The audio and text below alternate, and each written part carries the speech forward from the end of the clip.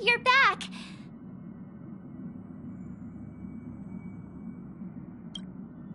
The incident that happened at Full Wish TV is causing a huge stir. Come watch the news. Hello, everyone! Welcome to our brand new segment, the Phantom Moon Brief. I'm your host, Poofy. Hi, everyone. This is your old friend, Snowy.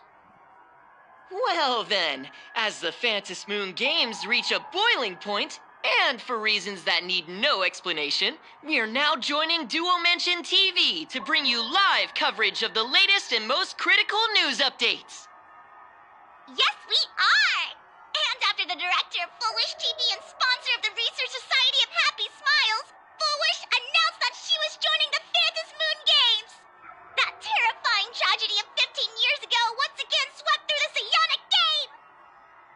The supplicant debate, slated to take place at the Seafeld TV tower, was cut short when out-of-control Imaginee known as Joy Ascendants appeared suddenly and launched an attack. This Imagenesis plague centered on Seafeld City spread rapidly. Even Full Wish herself turned into a monster atop the Seafeld TV tower. As of the latest reports, nearly 200,000 human and Imaginee inhabitants across plain Arcadia have been affected by the plague. Countless individuals are injured or missing, and total losses are estimated to have reached 8.6 billion credits. And in a chilling echo of the Bloodstained Games 15 years ago, footage left behind by Full Wish points to the disaster as the work of supplicants from beyond the sky. She identified the culprits as the famed cosmic hero, the trailblazer of the Astral Express, and the wanted criminal, Stellaron Hunter Blade, claiming they were responsible for the tragedy. But a spokesperson for the Department of Aberration Defense said the disaster was planned and executed by Full Wish herself through her organization, the Research Society of Happy Smiles. They added that the investigation will continue and the organization will be shut down. Oh, how familiar that sounds. 15 years ago, they made the same excuses. What is the real story behind this? The Phantom Moon Brief will continue to keep you updated. Over 500 years ago, a prophet made a prediction. In year 1999, a terrifying devil will descend from the sky. Will this prophecy come true? Can plain Arcadia safely make it through this crucial year? We will have to wait and see. Shame on them. How can they just say things like that on TV when it's not even confirmed? And the internet is flooded with fake news about you too. Also, those two hosts, weren't they from Full Wish TV? They were spreading nasty stories about you on the news before. And now look, they've immediately jumped ship after what happened to Full Wish.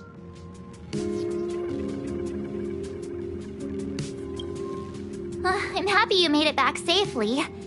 But somehow, you just don't seem quite the same. Oh no. You're trying to grow up and leave me behind. Don't tell me you're becoming the next Don Hung. No! Is this what it takes to become a hero?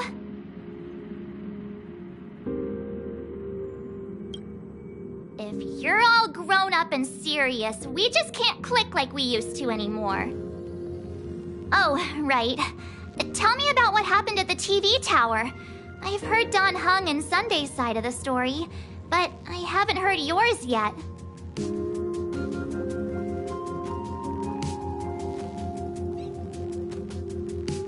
So, Full Wish had people undergo the happiness surgery to implant Shuhu's flesh into their bodies, and that ended up causing this disaster?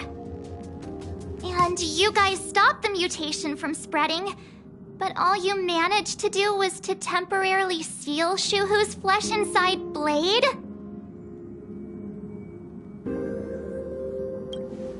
And then you mentioned that Nessia, the one we met at StarRail Fest, is actually the Phantom Moon Games arbitrator?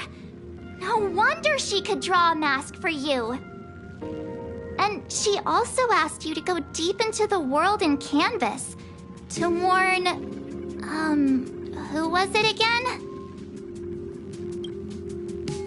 Who is that?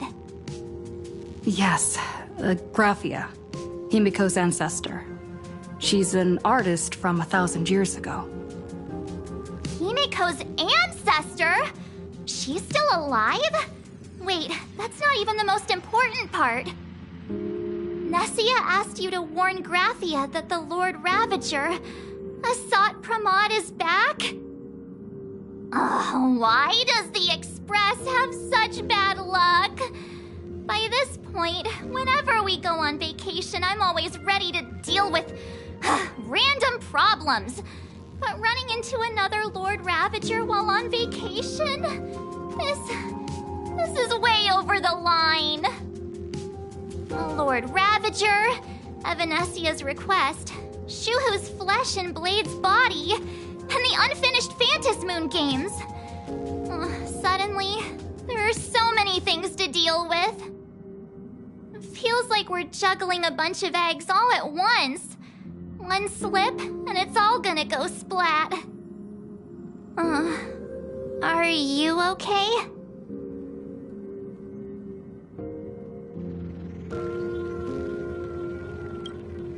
I wish I were as calm as you. I'm gonna go take a minute and collect myself. So many things to deal with right now. Oh, what should I do next? Nah, I've had a long day. I should just get some rest.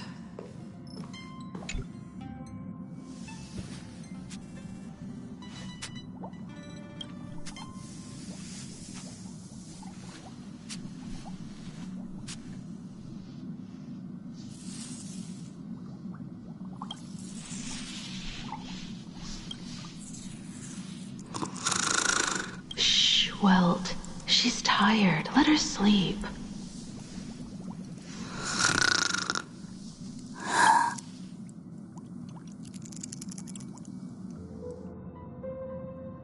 You're obviously tired.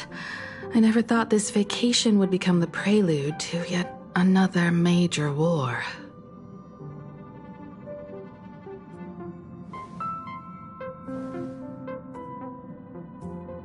From our very first steps, trouble has always followed the Nameless. But this is way too much. Look at you now. It takes me back to when I first got the Express running again.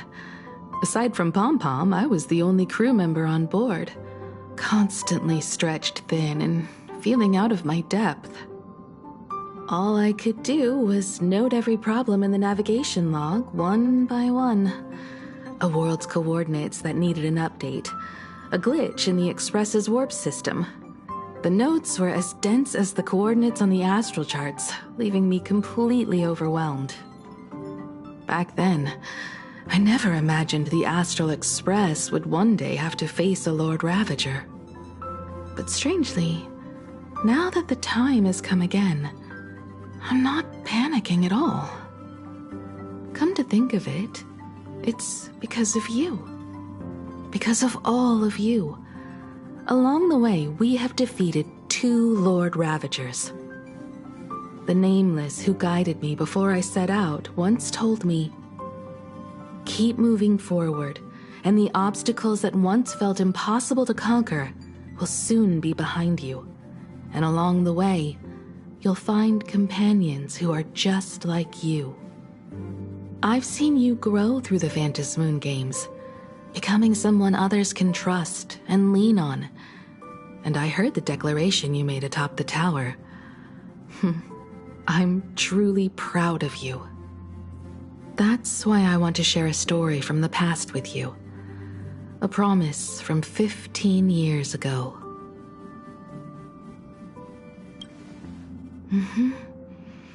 I promised someone that when the moon over my hometown was full again, I would go back to see her, to let her know I had made the most of this borrowed life, and found companions I could trust with all my heart.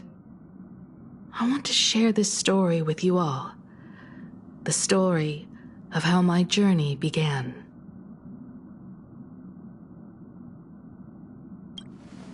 It's a long story, filled with many memories of my past. I'd also like to invite you all to the place where I repaired the Express and tell you everything bit by bit. All right, it's a deal. When I return from the world in canvas, you can make us, let Shush make us some coffee. Then we'll settle in and listen to your story. Speaking of the world in canvas, March told me about what Evanescia said to you. Evanessia's request was not made lightly, and she was worried for a reason. Silverwolf saw that Lord Ravager in action too. According to the records from the databank and the IPC's investigation, Asat Pramad's campaigns often span centuries, and the planets he targets all end up destroyed in freak accidents, leaving their surfaces covered in only smiling faces. 1,000 years ago, my ancestor Graphia created the world in canvas. If that was to resist Asat Pramad's invasion of Ahatopia, then could this disaster unleashed through the Phantasmoon games be the prelude to his next invasion? That's the first of many mysteries. Based on our family history, we are clearly not descendants of any long-lived species. Quite the opposite. The weathering curse has shortened my family's lifespan for generations. What could my ancestor have gone through to still exist today? That too leaves me deeply curious.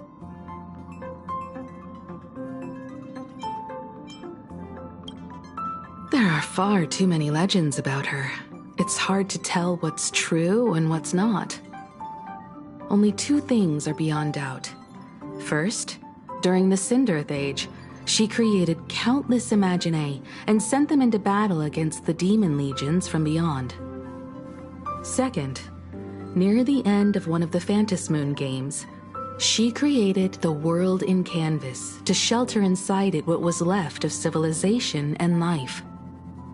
Which means she is not only familiar with Asat Pramad, but has also witnessed the manifestation of the Eon of Elation.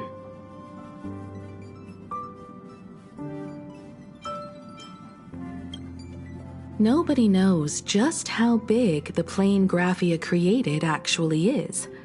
Over 140 years ago, the IPC tried to salvage the world in canvas, but they were only able to reconstruct part of it in the real world.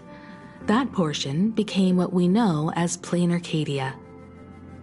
Legend has it that Graphia used a vast ocean as her canvas and channeled the power of elation to step into the painting, which means she has not only seen Asat Pramad, but has also seen the Eon of Elation descend in all their glory.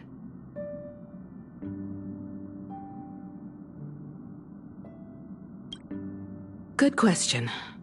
As for who in Plain Arcadia knows Graphia and the world in canvas best, it's probably Pearl. She was sent here by the IPC. She should have some clues to guide us in the right direction.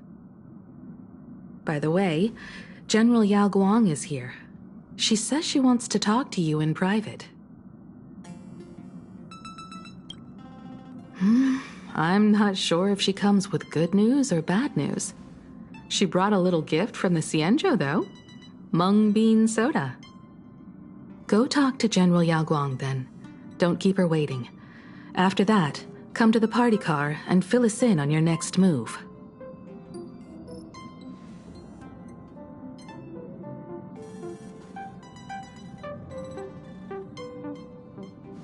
Nice to meet you, Ishvara. I always thought that the arbitrator, Evanescia, would step in and punish Foolish for the disaster she caused. But, to my surprise, it was you who defeated Foolish. In my capacity as an Arbiter General, I extend my deepest gratitude to you for halting the plague and sparing countless lives from suffering. What I am about to tell you is something Evanessia risked breaking the rules to share with me. Please keep it a secret. Not a word of this leaves the Express. Sealed within Ahatopia's core is Ouroboros, the Veracity.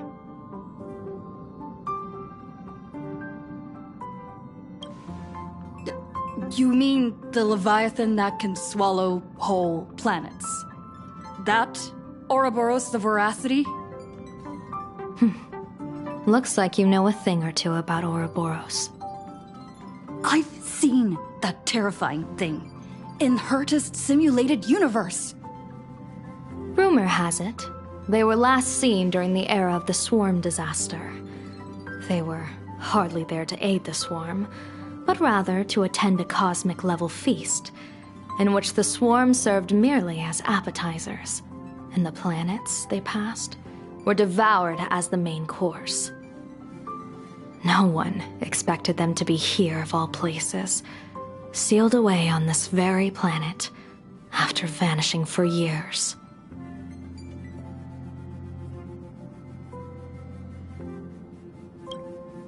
The true situation remains unknown, but with this information we can understand why Asat Pramod set his sights on this world. Aren't you a little afraid, facing a huge disaster like this?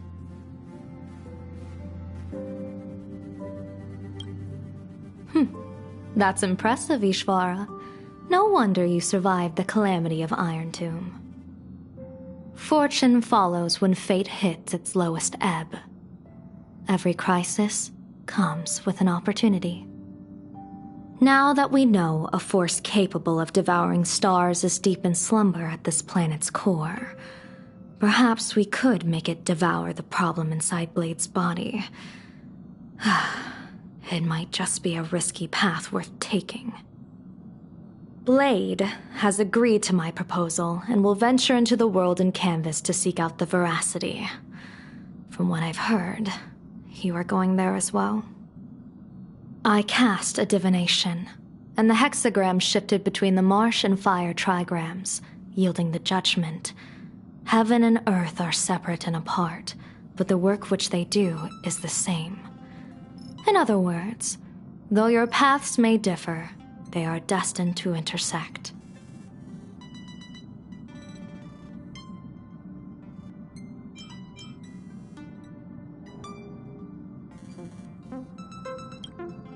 What miracle could cap off these games better than a finale that humbles a Lord Ravager? It will be a tribute to the elation. The shadow of the Lord Ravager looms, and from here on, everyone must carry their part of the burden. I will take my leave first. Before I set out, I still want to say a few words to everyone.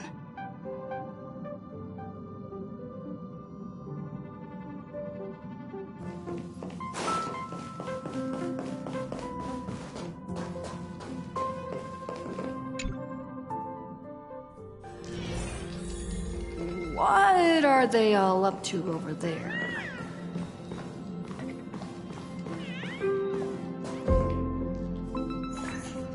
Oh, there you are. We were waiting for you.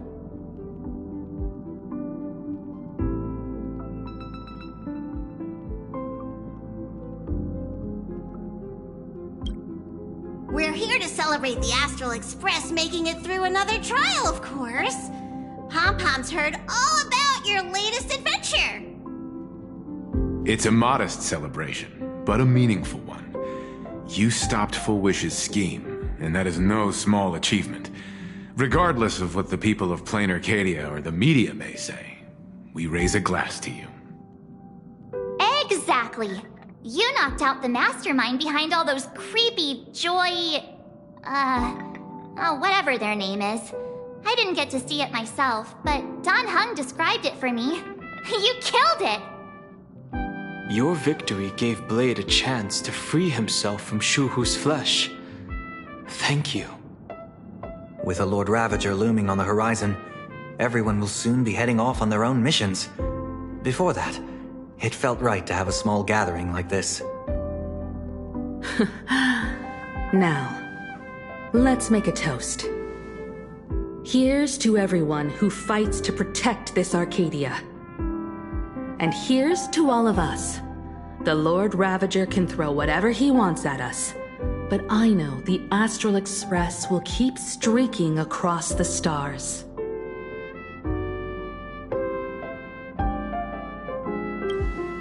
Thank you. All of you. Having you by my side is what gives me the courage to face the future. I'll carry this strength with me through the rest of this journey. Cheers!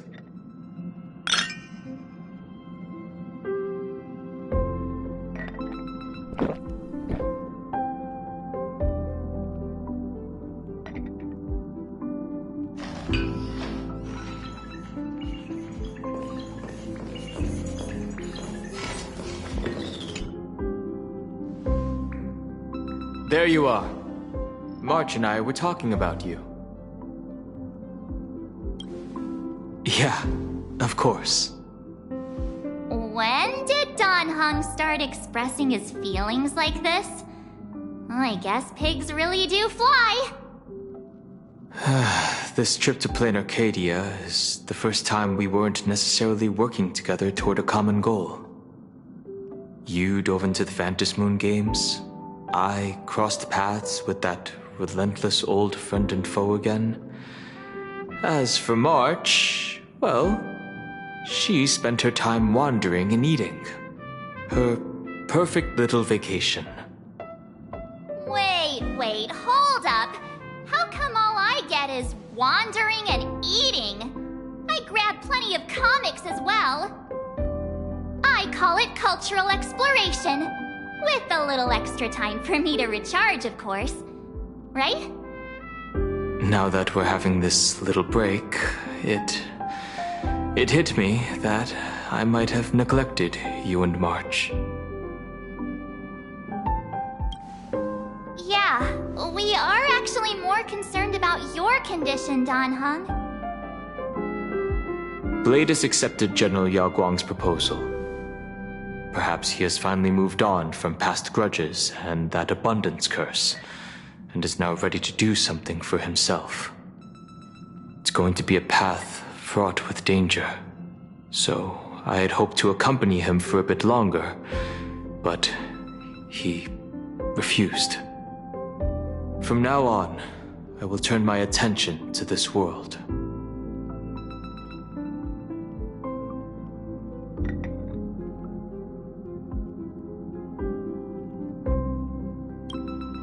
Mr. Yang and I have been asked by General Yao Guang to help with setting up some defensive formations. I've got work to do too. Mr. Ashvale wanted someone to accompany him to the tavern to investigate clues about Asat Pramod. Yours truly figured she'd been resting long enough, and it was time to stretch her legs. So I volunteered. No problem. When you come back, you have to share everything you saw in the world in Canvas.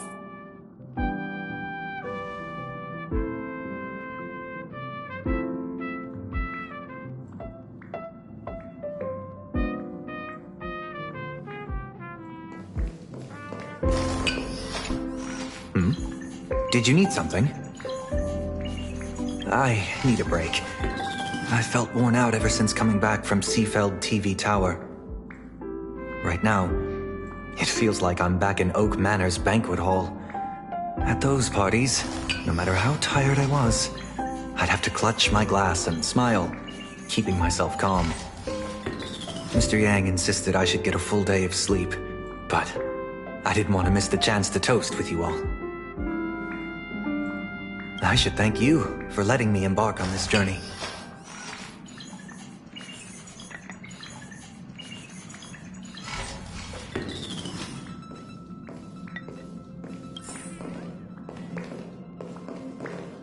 I heard from Sunday about how the televised debate went. We won this battle because of you. When the televised debate began, a crowd outside the station gathered to protest the Astral Express and nearly broke through the barricades. But the moment the Joy Ascendants appeared, they scattered without a second thought. I guess people know deep down which is more dangerous, a made-up villain or an actual threat. But I am more concerned about you. I've seen the footage of your fight with Fullwish. When you returned to the top of the tower, an enormous surge of power seemed to erupt from you.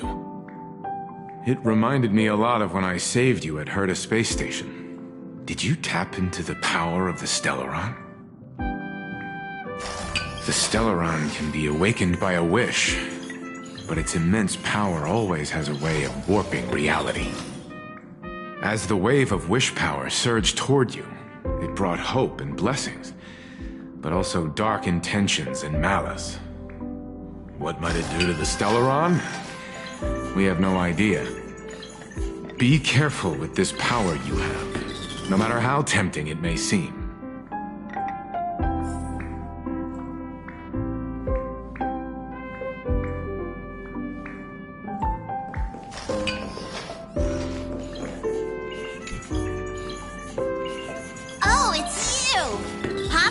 You've got a solo mission coming up. Be safe, will you?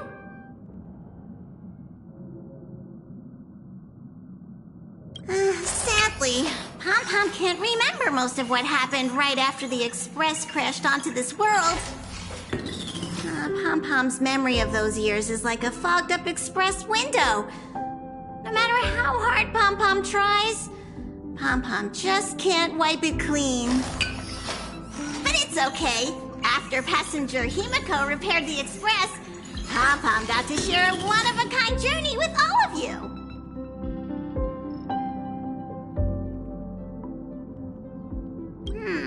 How did passenger Himiko appear? That's odd. Pom-Pom can't remember a thing. All Pom-Pom recalls is having a long and fuzzy sleep, then being woken by a knock at the door. And just like that, passenger Himiko was on board. The day passenger Himiko knocked, it felt like Pom-Pom was waking up from a dream. The Express's heart started beating again, and the lights flickered on one after another. Graphia? Pom-Pom hasn't. But Pom-Pom always dreams of strangers when Pom-Pom's asleep. They seem to be bustling around the Express, and there are soft clinking and clanking sounds, just like the sound of stars twinkling. But every time Pom-Pom wakes up, their faces slip away. Pom-Pom is only left with a warm and comforting feeling, knowing someone had taken good care of Pom-Pom.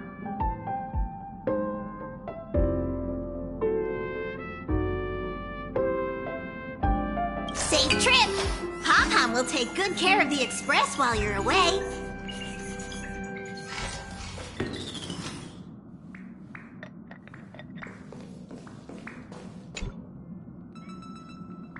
Just in time. I've talked to Madame Pearl. She will handle all the arrangements for your passage, so you can enter the world in canvas to find my ancestor Graphia. This is an important matter. Furthermore, your journey gives her the chance to uncover something she's been yearning to understand for years. The secret to Graphia's art of imagenesis. Once you've fully rested, you may make your way to the dock in Seafeld City. Madame Pearl has a special ship waiting for you there. It will take you to the border between this world and the world in canvas, a place known as Inkford Hermitage.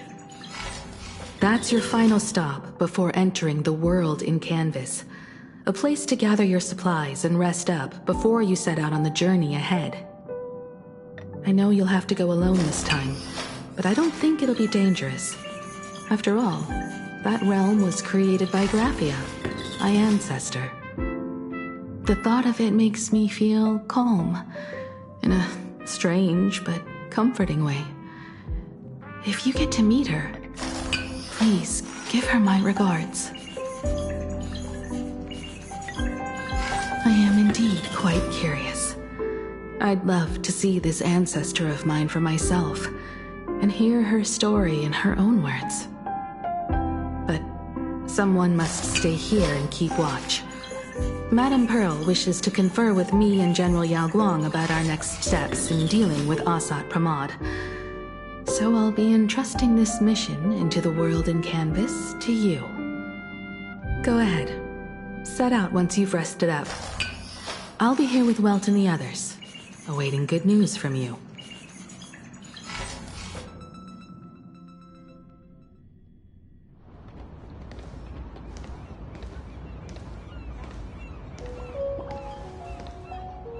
In other words, that woman wants you to take Shuhu and jump straight into the Veracity and leave the rest to the Aeon's stomach acid?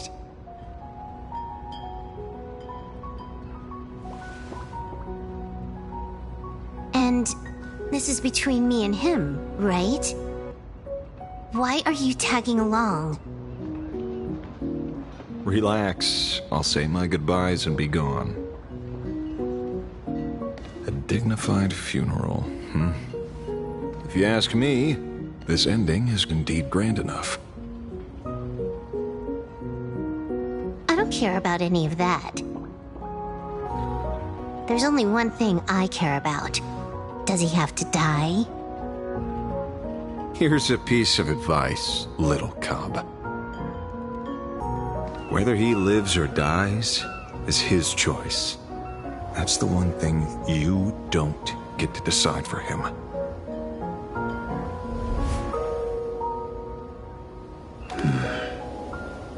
It has landed. What? Nothing. Just a seabird landing on the rocks. A blade forged of mortal steel cannot sever an undying fate. If Shuhu is to be put down, the options are few, and that Leviathan is one of them. In time, people will say this. The culprit of the Juming gave his life for the greater good, and plunged into the abyss alongside the abomination.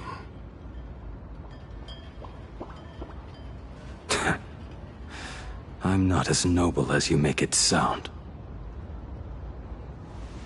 Many years ago, you invited me to join the Galaxy Rangers. I refused for one reason. I'm a petty man. I was never born to carry some greater good. This is between Shuhu and me. Nothing more. Can't argue with that. A Galaxy Ranger through and through. Well then, I won't say anything more. Blade, you sure about this? For years, death has clung to me like a curse, etched into my bones. If there is a chance to make a god feel the same pain, I would do it, even if this body is reduced to ash. As for everyone else, there's no need to drag them into this. We'll proceed as Yao Guang proposed. Bury Shuhu at the end of the world in canvas, taking me with him, and let the Veracity dissolve us both.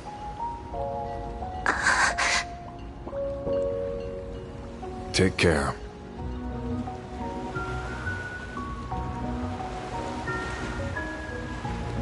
How about you stay as well?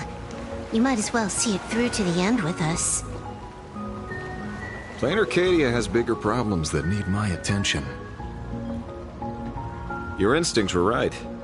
That meanie pulling strings from the shadows is none other than a Sat Pramod. Who else would want to kick a Ha's head like a ball? So, I need to get back and finish my job. Investigating a Lord Ravager sounds like a job you don't come back from. Therefore, it also pays very well. Then here's hoping you live long enough to collect your payment.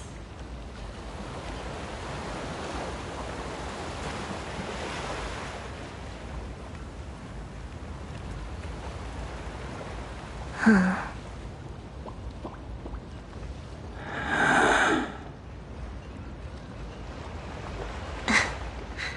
Every time, when it's just the two of us, you go quiet. You know what I'm going to say. The seabird's flown off.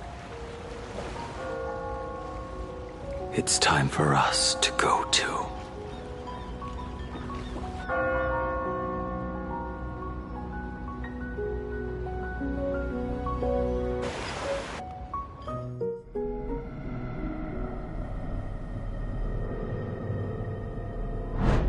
The terror slumbering at the heart of plain Arcadia is... Ouroboros. After the swarm disaster, the Veracity vanished, never to appear again for more than 700 Amber eras. Their last rumored sighting was 500 years ago. History fictionologists claim that Ouroboros lies in wait at the edge of the cosmos, guarded by their children, awaiting the day of their return. I've heard that story before, but it wasn't about the edge of the cosmos. It was Pier Point.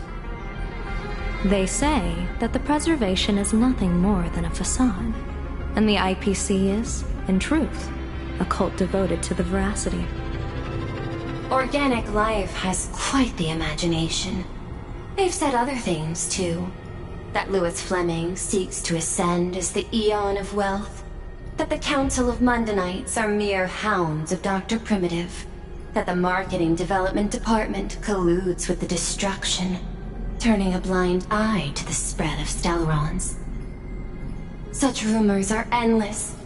I believe the General should be able to tell which are true and which are not.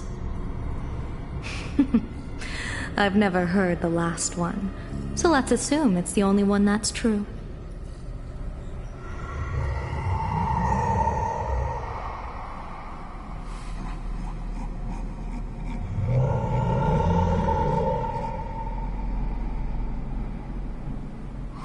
Such terrible breath. Once this Leviathan awakens, the Arcadia's destruction would be all but instantaneous. For now, this remains conjecture. The sealed remains appear to be a husk that Ouroboros once shed. Why it's here, and how it's connected to the elation, remain unknown. Yet even a fragmented remnant of an Eon is a threat that can't be ignored. The calamity of the Leviathan must not be allowed to re-emerge in this world. Naturally. That is why I'm here. And it's about time for the two Nameless to arrive. Oh, you're just on time. General Yao Guang, as instructed, warding talismans have been placed at over a dozen sites across plain Arcadia. My thanks. It was Mr. Yang's talent of creation out of nothing that allowed us to reproduce dozens of plumes and complete the deployment with such speed. Now, with Yin and Yang aligned, and all four aspects in place, as long as we set up the last formation core, the Decalight reflection barrier will be complete. Using the divine eye of the Spiritus to weave a giant web, one that ensnares countless possible futures. General, have you truly made up your mind? Though Shuhu has been eradicated, the signs of doom have not faded. On the contrary, they grow ever clearer. After much consideration, the source can only be this restless corpse. One crisis is yet to pass, and another is already upon us. The Arcadia's ley lines were already riddled with scars, and now even the ancient tree's seal is starting to loosen. While Evanesia is asleep, someone must take up her duty to guard this place. But defending isn't the way of the hunt. If you don't want to become the prey, you must become the hunter. General, do you intend to go on the offensive and suppress the remains of the Veracity? How could I? The Joyseeker could barely confine that husk using the Abundance's ambrosial arbor as its cage. I'm not that arrogant as to place myself alongside the gods. I'm not here to guard against an Eon, but against a lesser menace. Lord Ravager Asat Pramod. This barrier is prepared for him. Asat Pramod has been meddling with the game from the shadows. His intentions unclear. We know little about him or the Veracity. By chance, however, a friendly citizen has provided us with intel. Ouroboros' remains are in Ahotopia, aren't they? Silence is an answer in itself. I've seen that reaction too many times. I'm not surprised that you were the first to discover it. You were in the Torn Scroll too. The probability of you noticing was 24%. That's a little low, don't you think? I'd put it at well over 90. What I don't understand is this. There were countless ways to verify your hypothesis, yet you chose the most unconventional one. You bypassed security and broke into the building to confront me in person. What is your objective? This is no confrontation. It's a warning, Madam Pearl. I'm a security officer, and there is only one reason I'm here. While everyone else is fixated on the Phantasmoon games, only the Department of Aberration Defense is watching other places. Like the location where the new Herald of Death case was closed? Correct. The incident involved 4 Daybreak warriors, 3 nameless, 1 detective, and 1 officer. But just moments ago, a 10th set of footprints appeared at the scene. After the investigation, we learned that the traces were left deliberately. A blatant provocation. The Lord Ravager bent on destroying the Elation came uninvited. Make no mistake. Plan Arcadia is a stage he chose with care, and drawing the Abundance into the fray was hardly a whim. Our top priority is to dispose of Shuhu's flesh properly to prevent it from falling into the wrong hands and causing another calamity. That said, we cannot afford to ignore Asat Pramod's next move.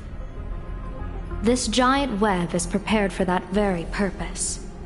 Once the entire planet is folded into the divination's trajectory, under the gaze of the Omnitia, all possibilities will be laid bare.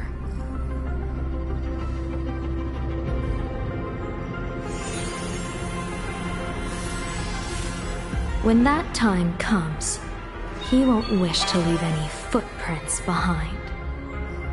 One final question. Why did the Lord Ravager choose to visit this place? Does he have an ulterior motive? Or is this merely some twisted joke? That question should be left to the professionals. Don't forget, we have a detective who can't seem to rest. Let's hope the accumulation of variables can tip the scales in our favor.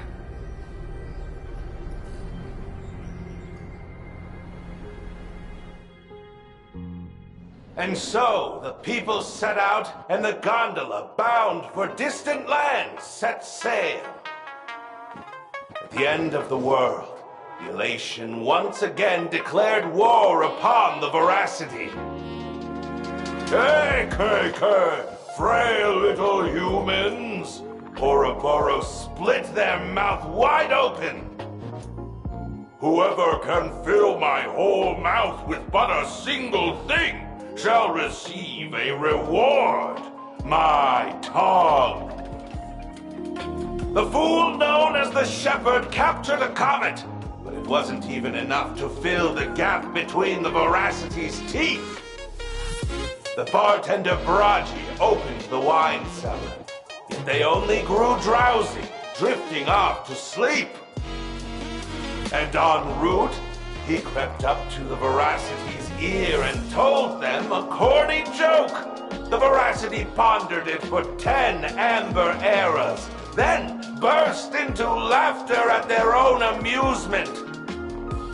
En route spread his hands and said, "See, I filled your mouth with laughter." Then what happened?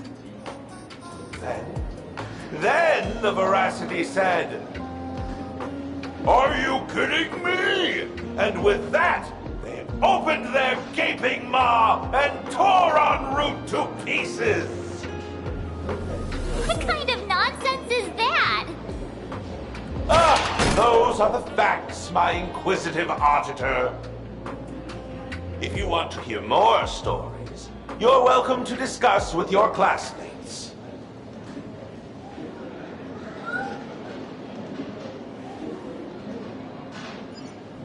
We came here to investigate the Veracity and Asat Pramod, but all we got were stories that only a 3-year-old would believe. Rumors don't just appear out of thin air. It's just a matter of how much truth you think they hold.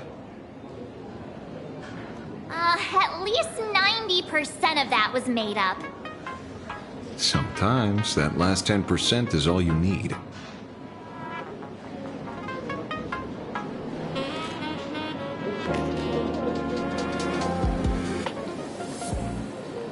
Oh, plenty of bystanders around. Let's hear what they have to say.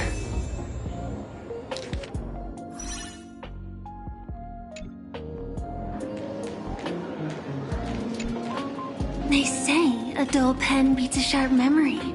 My memory's dull, and my pen's not much better. Then you must have a lot of stationery?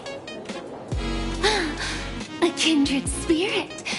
Miss, it seems you're one of us as well. I've met far too many fools who can't even read. Oddly enough, those of us who truly love learning are the rare ones. Interested in studying the knowledge of the laughter? I have a reference book here. You can have it.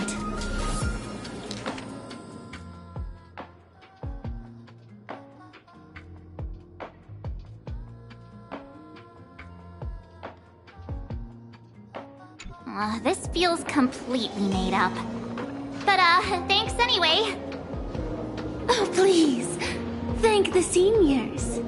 To compile this book, they offended every eon they possibly could, and narrowly escaped death at the hands of each and every one of them. As for me, I'm just the one who keeps the books circulating.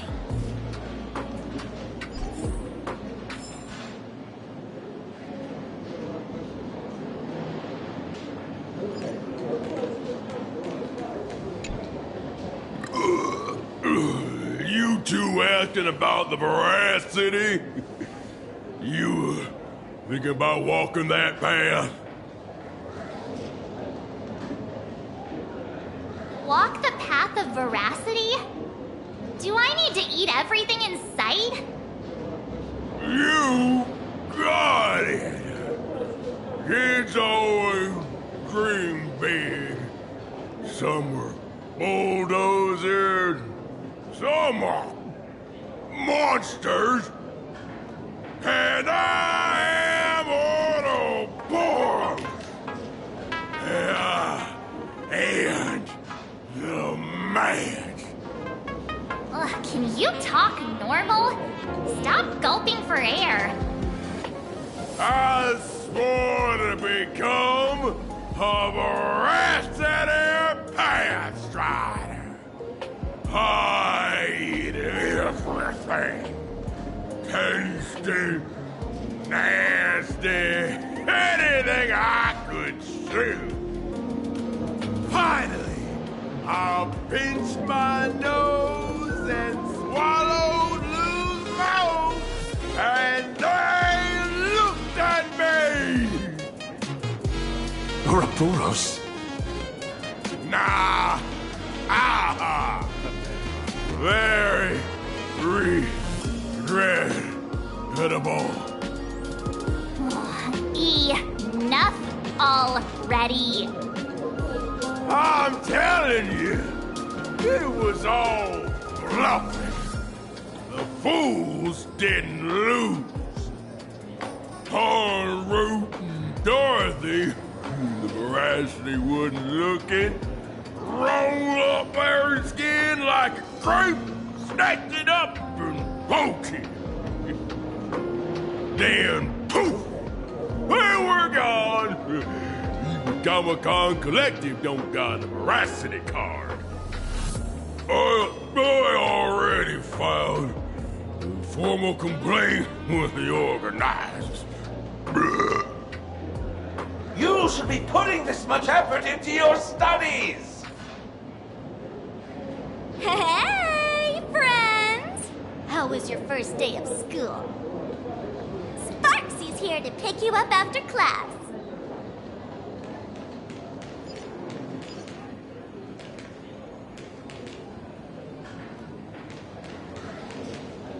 Where were you just now? You opened the door for us and just disappeared. Don't tell me you're up to something again. Still doubting me? You're breaking Sparksko's heart here. That whole foolish thing. I took on every emoji in the tavern by myself, fought them all the way to the end of the world, and even wore my mask down to nothing! But honestly, this place runs on rumors. Aha is being chased by the veracity. Aha chases the veracity. We won't get anywhere following stories like this. Let's go through what we know so far.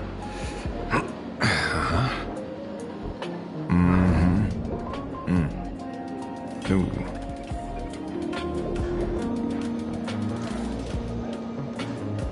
Yeah, it's a complete mess. So, after a bit of thought, Lady Sparksy came up with a brilliant idea. I borrowed a nifty little gadget from a friend. The Unreal Sparks and Spark! No idea how it works, but apparently this light bulb makes you smarter the moment you put it on. Does this friend know you borrowed it? Supramod has a gun to our heads, and this is what you're worried about? He'll find out one day. Well then, I'll go first. It, doesn't look very reliable. Are you sure about this? No worries. If anything goes wrong, the friend in my head will protect me.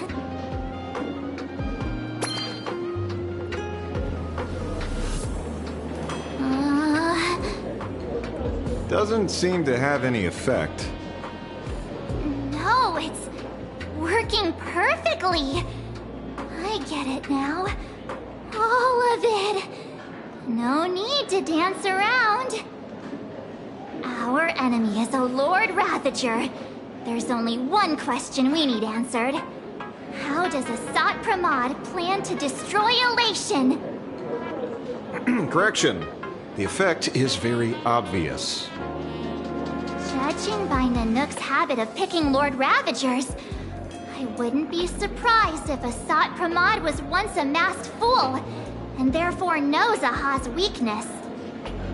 The Arcadia is like a microcosm of eons and paths. People indulge themselves in fabricated happiness, unable to pull themselves away from it. Many have expressed their concerns. This isn't elation. Aha is playing with fire. A classic social realist deduction. Old-fashioned. Ooh, but effective. We're closing in on the truth. Yes, the answer is all but revealed. You are a Sapramod, Sparksy. Do you have evidence? Of course. The truth is so simple that everyone overlooked it. The evidence is... you were the first person I met when I got off the express. If I am a Sapramod, would you and Grey Hair have been able to walk out of the school alive?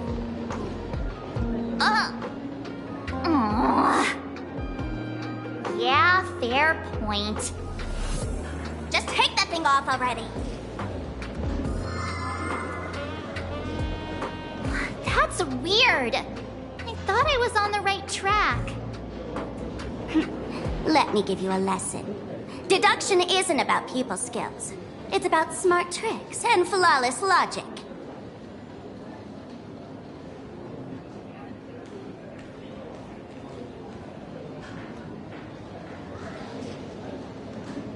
Watch and learn. Sparkle, master of the classic whodunit, has entered the chat.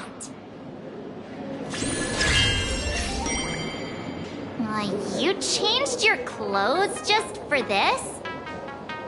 First of all, Ouroboros likes to eat. Secondly, whatever they eat disappears completely. Therefore, veracity is also a form of destruction.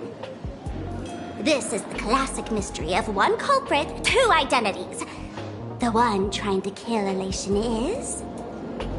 the Lord Ravager, a Sapramod, played by the Veracity! What am I even saying? Classic whodunit. This is more like a classic Who's the Dummy. Ah, I get it now. All this thing does is make wild guesses sound reasonable. So far, that's the most accurate piece of information we've gotten. No need to be so serious, Detective. Why don't you show us what you've got? By the way, what type of detective are you? Me? I'm the tough guy type. I don't waste time on useless details. I aim straight at the heart of the problem. You're not wrong. Assad Pramod is Nanook's weapon to assassinate Aha. Whatever his plan may be, the target doesn't change. Remember, as far as humanity knows, there are only 3 ways an Aeon can fall. A broader path engulfs a narrower one. Divine warfare between eons, and... the third one. What was it again? Forcing an Aeon to turn away from their own path. Whichever it is, none of it sounds remotely connected to plain Arcadia. So, what makes you so certain Assad Pramod is here on business, not on vacation? Because we folks just dug up one heck of a treasure from underground. And in the stories tied to them, we've unearthed more than a few names worth paying attention to.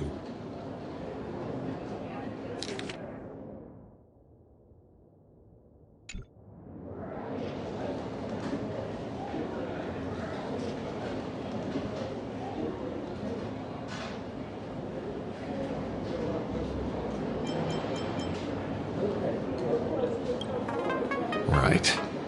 He's the one I can't stop thinking about.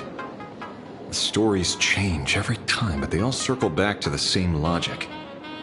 En route defeated the Veracity by some means. You're right. Then who is this en route? Do you know him? En route? Of course she does! Everyone in the tavern knows that name. Long ago, its owner grew tired of jokes, cast aside his mask, and walked away. Some say he became a morning actor. Others say he jumped into IX's black hole. But none of that matters.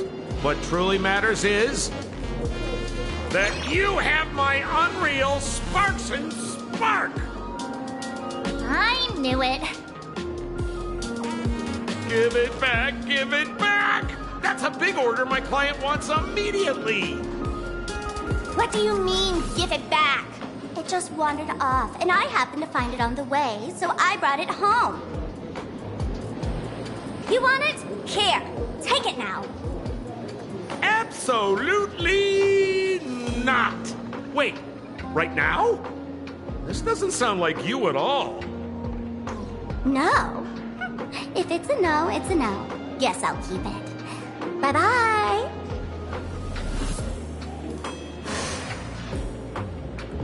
Get back here! Sir, do you need to hire a private detective? Hey! Can you catch her for me? Of course. I'll have that thing returned to you safe and sound in half a day. But, in exchange, I'd like you to elaborate a bit more on what you were saying. Oh, so that's why you're here. No, old Sempo's intel isn't cheap. Waiving the fee won't quite cut it, will it? Name your price. Put it on Pearl's tab. Ha! Just kidding. Money talks boring. Besides, the Astral Express and I go way back. Oh, and I wouldn't scam you two. The en route you're looking for lives up to the name. There's nowhere he can't reach. Only places he hasn't been yet. He's the gold standard of the masked fools. He only shows up where he's least welcome. A morning actor's stage, a friend's wedding, even inside the Veracity's mouth. All for the sake of a good laugh. Oh. That lines up. Sounds like the origin of the legend. So, he's a friend of yours? Not a chance! Back when old Sempo was still a kid.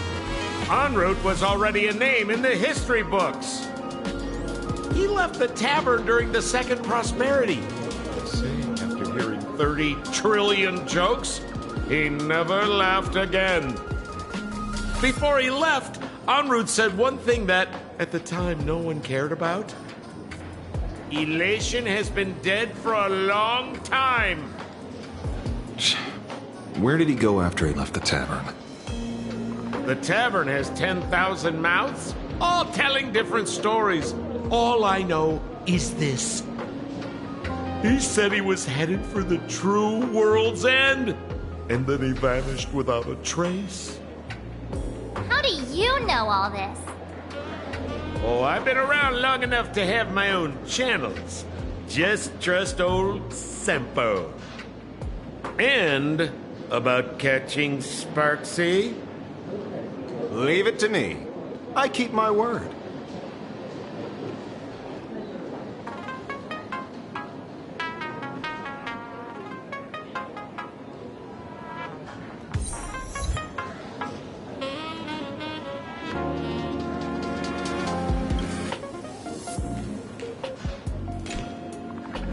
See? You only need that 10% of the story to be true. The last thing he said was really scary. So many unanswered questions about en route. He has to be tied to Assad Pramod somehow. But our leads at the tavern have run their course. Let's go pay a visit to another expert next.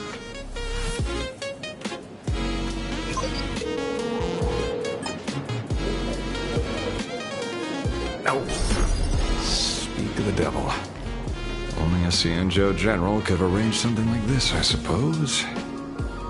I'm surprised as well. You've only just left Amphorius, and already you've managed to draw the attention of another Lord Ravager. Miss Ron May? And Miss Ting Yoon?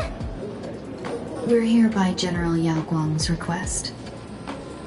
It seems we arrived just in time. At first, I only came because the Shenzhou extended an invitation, and it seemed impolite to refuse. Now that I'm here, I see it was well worth the trip. So, let me get to the point. Ouroboros has long been dead. Their death was merely buried beneath layers of secrecy. Hardly surprising. They disappeared after the swarm disaster, and there are many different opinions on where they went. The Intelligentsia Guild claims the Veracity ate their fill and entered hibernation. I don't buy it. Those scholars are fond of post-meal naps themselves, likely just projecting their own habits. You seem surprisingly calm, which makes sense.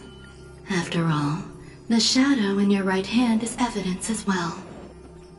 Why don't you tell everyone what happened to the Galaxy Rangers back on Von Walk? Von Walk. Sprightly Von Walk. I've heard there's a particular phenomenon that occurs on that rainforest planet. Plants multiply and grow and are then harvested like wild grass. A cycle repeating every few decades. Almost identical to the Phantasmoon games. But how are the two connected?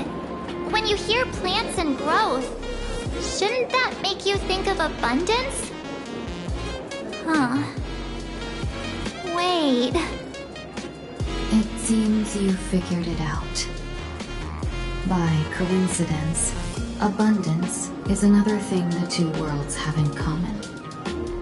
When coincidences pile up, they cease to be coincidences, Mr. Ashvale. No. Leader of the Rangers, Mr. La Mancha. Perhaps you could explain this to our nameless friend? Back on Von Walk, I'd already long since stopped being a ranger. Your conjecture is basically correct, Miss Ron May. You're not the only genius to take life as a subject of study. By the time I arrived, the atavistic experiment was already approaching its final phase. Dr. Primitive had set his sights on an ancient Leviathan.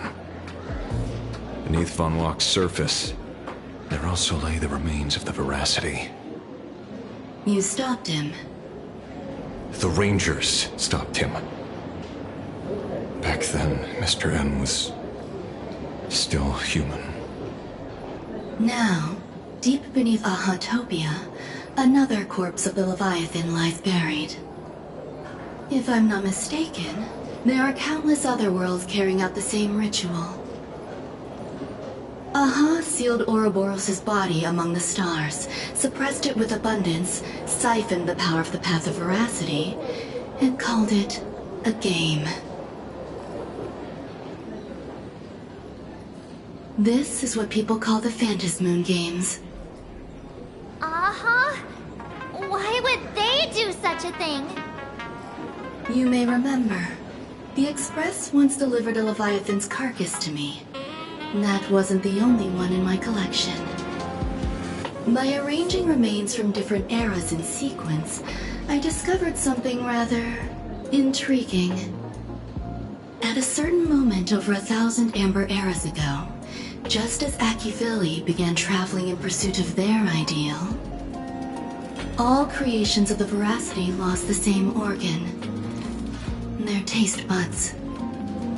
What does that imply? The purpose of consumption changed. Be they spawns, depth crawlers, or void-song whales, their genetic markers encoding gustatory organs vanished entirely. Creatures walking the path of Veracity became nothing more than biological black holes, consuming without discrimination. This was not natural evolution. Through the simulated universe, I identified the point of divergence in history. A concept had disappeared from the path of Veracity. Consider this. What do taste buds provide? Yummy flavors? Precisely. Savoring something's aftertaste is an act of elation. So Aha stole the original Primum Mobile of the Veracity? The simulated universe proves nothing on its own, but the primal desires of life have always been entangled. Think of it as my intuition. The conflict between the eons of elation and veracity stretches all the way back to primordial times. How many people know about this? There used to be 2. I only told Yu Qing to. Now, there are 5. After this, I can't be sure. Exploit the old conflict between Aha and Ouroboros to ignite a divine war, or allow intersecting paths to devour one another. Of the 3 known ways to kill an Eon, the Arcadia fulfills at least 2. Now who still thinks Asap Pramod is here on vacation? But you still haven't explained where it came from. You mean the shadow? It has nothing to do with Funlock. Oh? Call it a twist of fate. This isn't my first encounter with the Astral Express, nor my first time dealing with a Lord Ravager. When my home was destroyed by Zulo, I had a brief encounter with a former navigator. A navigator of the Express? Yes. Starseer, I see. He'd already retired by then. He was the one who told me about the Shadow. According to IC, it was one of many remnants left behind when the Express first carved paths along the edges of the cosmos. I led the Rangers to suppress the Shadow, and devised the plan to assassinate Zulo. But I never learned why it was there in the first place. Don't you find it strange, Mr. Ashvale? Strange? When coincidences pile up, they cease to be coincidences. Like an experiment with results that are too perfect, it's enough to send a chill down your spine. If you don't mind, let's walk through the whole thing once more. Earlier, what did you 2 uncover in the tavern? Someone suspected to be Asat Pramod knew about the Veracity secret. Before disappearing, he said he was headed for the end of the world. And then? Who did he say the Shadow belonged to? A former navigator. The Shadow was a remnant left behind when he charted the cosmos. If the world's end isn't the tavern, then where is it? I don't know if anyone can answer that question. Not even Akivilli. Wait. Don't tell me. En route only goes where he isn't welcome. After leaving the tavern, he went to the Astral Express. The detective game is over.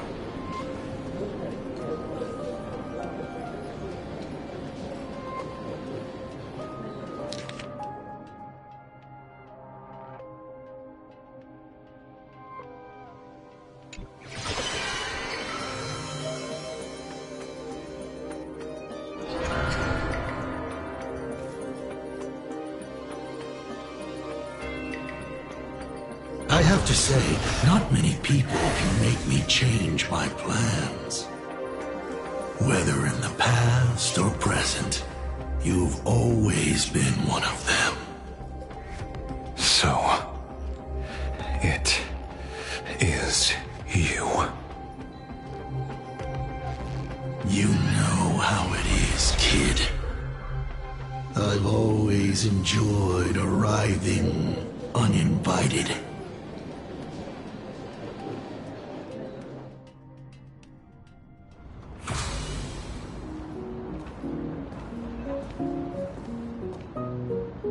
Pearl said she would arrange a ferry to pick us up at the Seafeld City dock. The place we're going to holds clues about Graphia. Really? Own ticket before boarding and be a model passenger. We wish you a pleasant journey.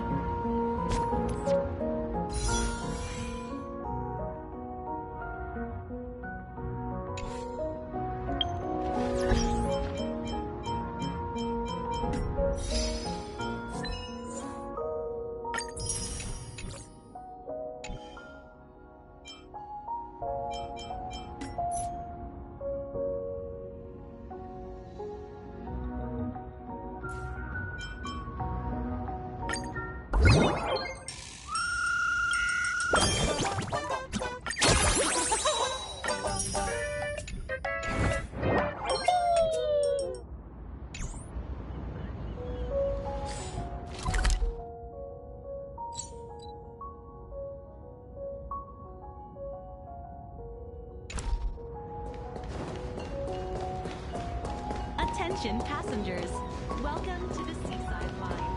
The current stop is Seaside Station. Yellow Ducky Nibble's flagship store. Welcome to Seafeld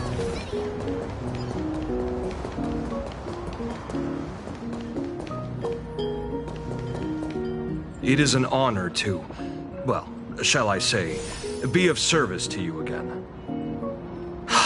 To be honest, when Madame Pearl invited you to visit the Perlux Tower, I was supposed to be your guide. I ended up being replaced by a total fraud. My name is Feld. By order of Madame Pearl, I will be escorting you to your destination. You are too kind. I followed the battle in Seafeld City very closely. Serving a hero such as yourself is a true privilege. I assume Madame Pearl has already briefed you on our destination? I see. It so happens that Madame Pearl is tied up with an unforeseen event, so allow me to brief you in her stead. The destination of our boat journey is a hotel known as Inkford Hermitage. It is situated at the end of a Dovebrook tributary that ultimately flows into the sea. It is one of the points where the world in canvas intersects with reality. Well, Graphia's former residence was located there. Legend says the miraculous encanvassing of the mortal world happened there. Would Madame Pearl, a die-hard fan, pass up a sacred site like that? Word is that Madame Pearl just flicked her wrist, signed a check with an astronomical figure, and bought the whole plot of land. She also snatched up every single piece of Graphia's lost works she could find without bothering to verify their authenticity. Whew, I guess money really does let you do whatever you want. That's not even the half of it. I don't know where her obsession comes from, but she's dead set on the idea that Graphia is still alive. If she gets even a whiff of anything remotely related to Graphia, she's got her people on it at the snap of a finger. But all they could find were Imagine knockoffs. Random, pretty redheads based on nothing but imagination.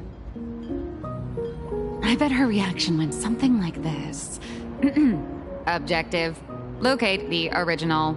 Error. Detecting excessive quantity of low-quality merchandise. You! I remember you! You're that fraudster from Perlux Tower! Perlux Tower? I've never set foot in that place in my life. Oh, I know it's you. I've seen the footage. You're wearing the exact same outfit. Oh, a slip-up in an otherwise perfect plan. Relax. Your job is safe this time. Cut it out, you scoundrel!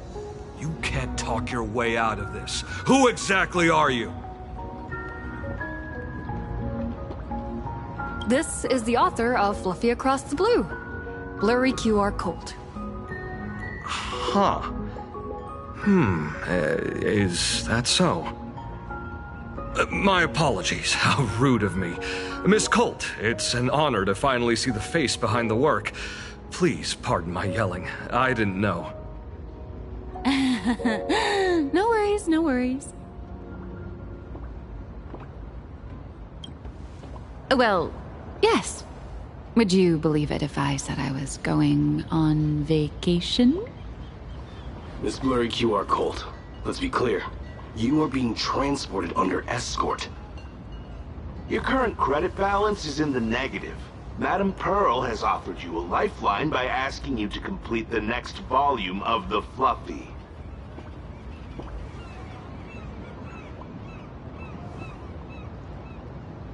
Whoa, this is not my fault. Remember Alloy King Pom Pom from Pearl X Tower? I tried to put everything on Pearl's tab, but she found out and charged it back to me. Who knew a figurine could be so expensive? It cost me more than my entire savings. Hey, I pay for my own meals. Is that so shocking to you? Is it? So you're escorting her to, shall we say, an intensive creative retreat? Correct. The objective is to deliver the manuscript and clear her debts. The estimated duration is 56 days. Hear that? It's not a hotel. It's hell. Where you get whipped for not finishing your scripts on time.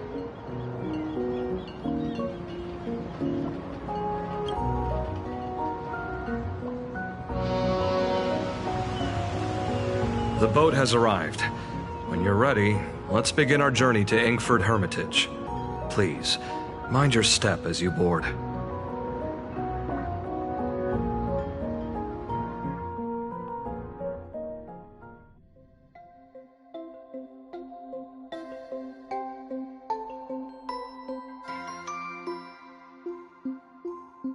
We have arrived.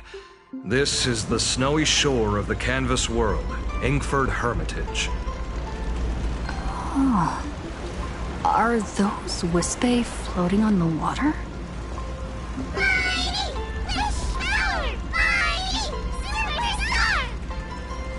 Oh dear, there are so many Wispae. They are blocking the boat's route. But no need to panic. Please follow my lead.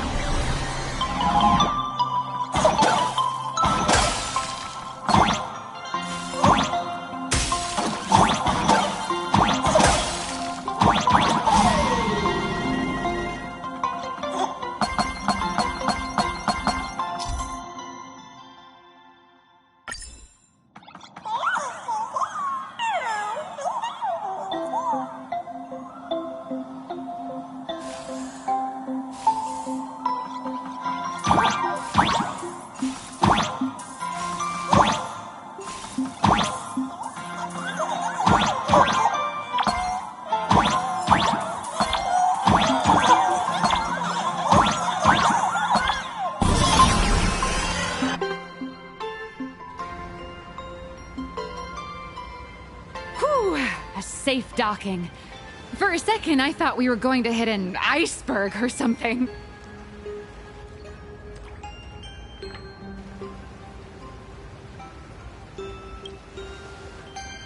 They probably sensed your wish power.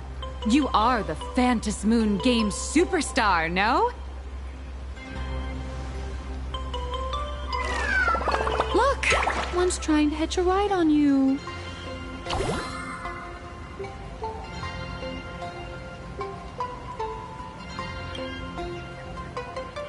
Must have been when we came ashore.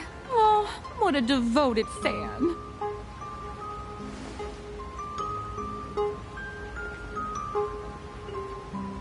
Everyone, welcome to Inkford Hermitage. I was imagining a Benzai Tengoku-style manor, or something.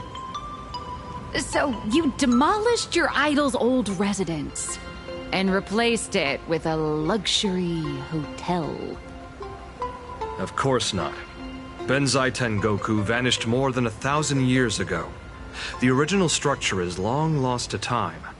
The IPC only chose this location because this is one of the weakest points between reality and the world in canvas. Many Imaginae are born every day, but just as many ancient lineages of Imaginae hide themselves away in the world in canvas once their wish power dry up, or as they grow weary of the mortal world. This is the final stop before they enter the world in canvas, and this is where they bid farewell to reality. They rest here, organize memories spanning centuries, and then pass beyond the point of no return. Rumor has it that Graphia's soul appears from time to time to guide these weary Imaginae on their path. There's a sense of parting in the air. No wonder the soul of the mother of Imagenesis feels an attraction for a creator. This must be the finest well of inspiration. Miss Colt, now that you're in this well too, you ought to make the most of it. Let's go. I'll lead the way.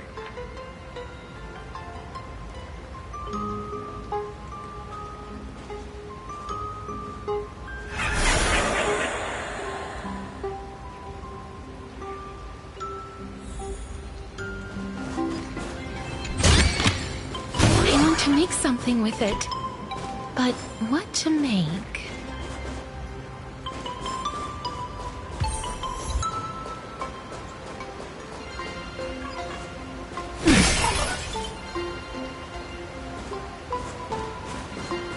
Is that?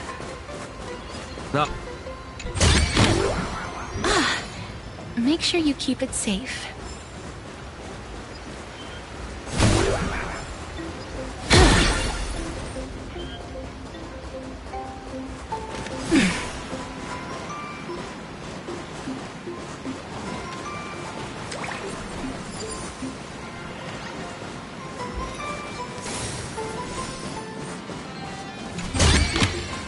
I want to make something with it.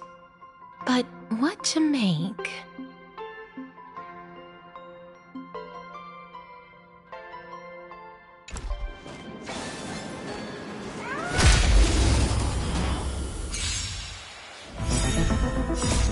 Fight for the West Wind! Away we go!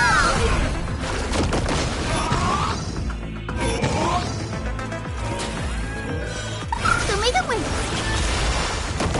As you wish. Treat our guests nicely. Night falls. Good night.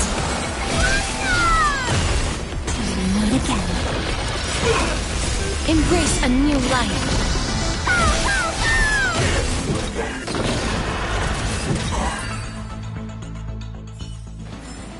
May wandering souls find their own.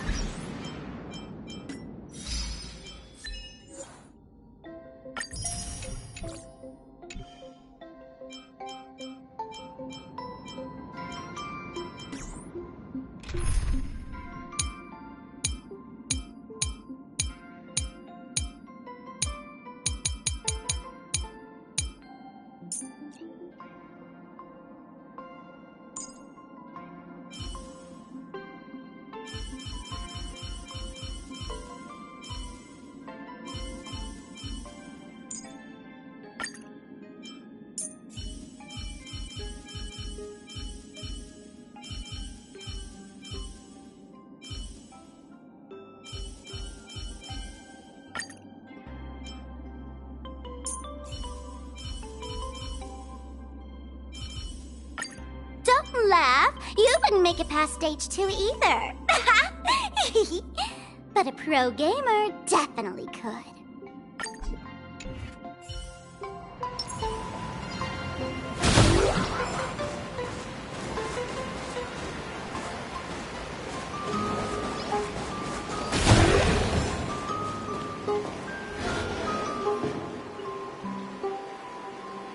We have arrived.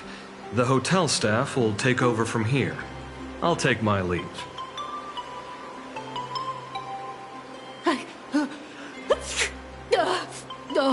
It's freezing. It's cold enough for a typical snowstorm mansion murder mystery. Anyone here?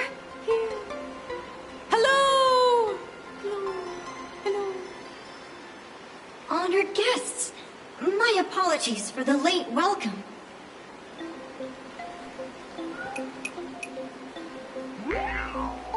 Oh, no wonder it's so cold. It's an actual snow wispy. Hello there, little one.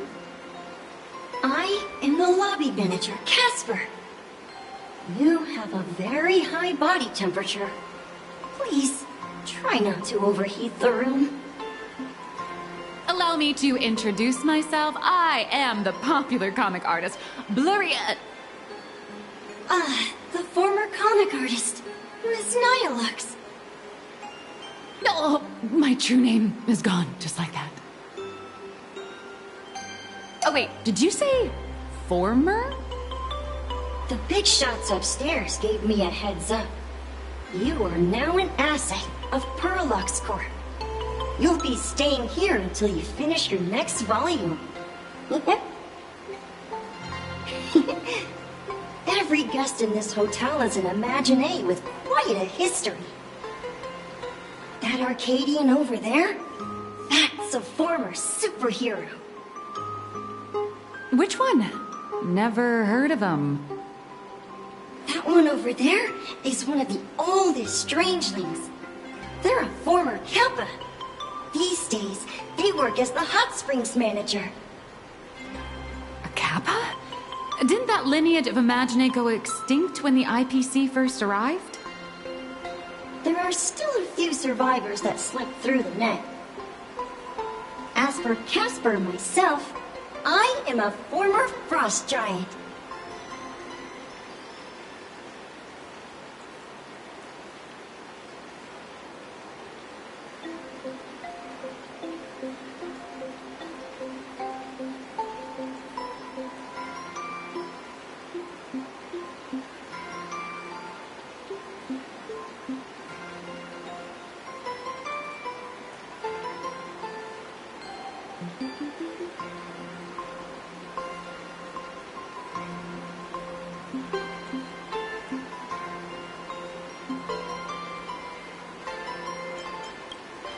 Sightings of Lady Graphia are as common as the snowflakes here. Ever since the news spread that her soul would reside at the hotel, all those Imaginé who mimic her and the weirdos who insist they have a connection to her have flocked here. You see, they all claim they have some sort of connection to her, or hold some secret about her. I bet they're just trying to scam people out of wish power and credits. Just like all those people who swear they're AHA. You're not wrong. But whenever the higher-ups ask for a report, little old Casper here can always pad it out and hand over a long list of names. Nameless, good luck with your inquiries. Bye now.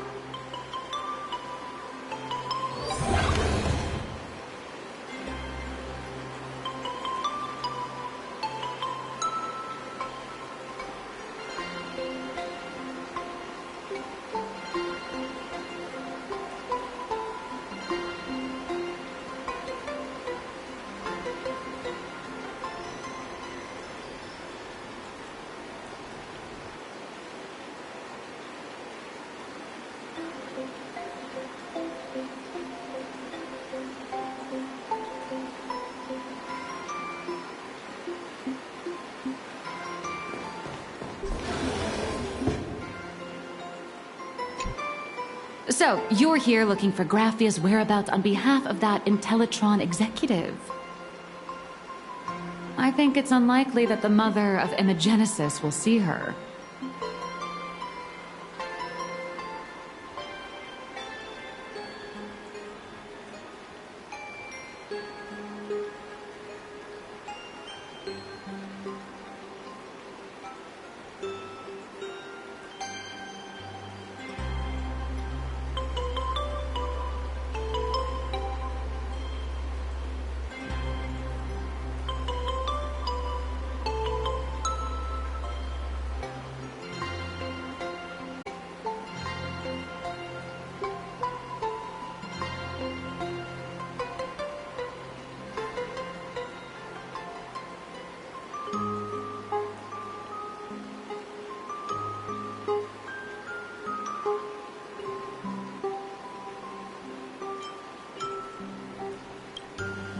Normally, I'd suggest you play that little snow puff ball for info. That good luck with your inquiries line definitely had a subtext. But since you're asking for a bright idea, you must have heard that in a certain corner of the universe, there's a mysterious ritual that can summon historical figures to the present day. The Holy Grail War!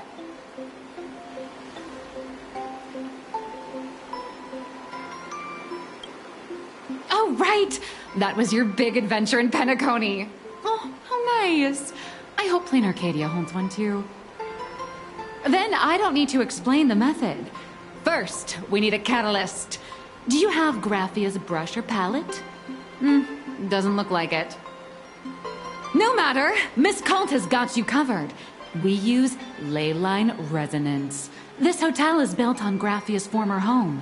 It still has a connection to her, like that vibrant golden tree.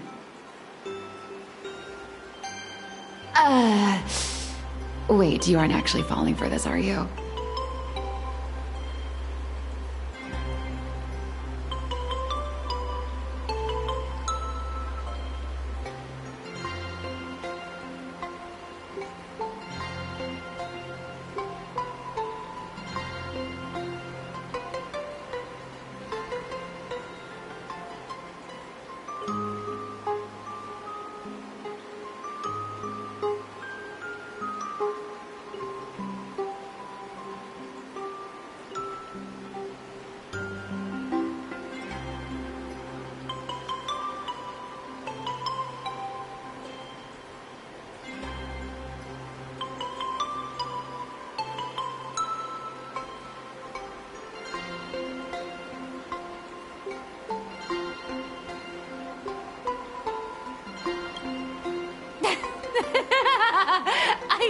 I was just kidding. Sorry. I was just trying to lift the mood. Oh, honestly, I'm a chronic deadline misser who can barely save her own skin. How am I supposed to help you? I've heard enough. Break time is over, Miss Nihilux. Now that you understand your situation, stop wasting time. Start drawing! I just checked in, and I have to work already? I'm not some fully automated painting Mechatron. You do know that, right? A Mechatron can run for hundreds of hours straight. You cannot. That's exactly why every second counts. Now right this second, start increasing your value as a quality asset. Hey, wait! This is kidnapping! Little raccoon, help me!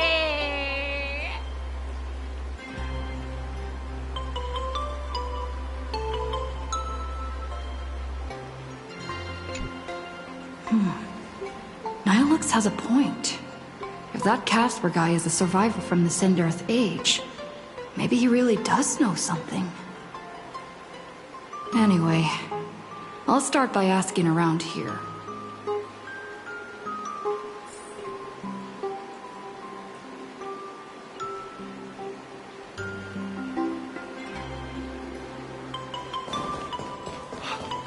I heard Graphia is still here in this hotel.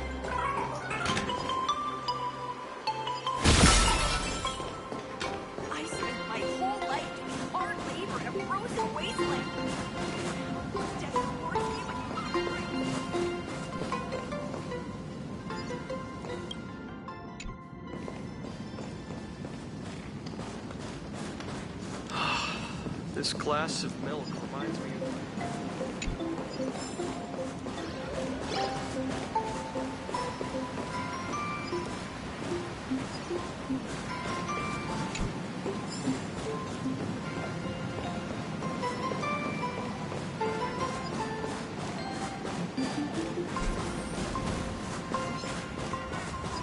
Casper? Are you there? Nope. I'm not.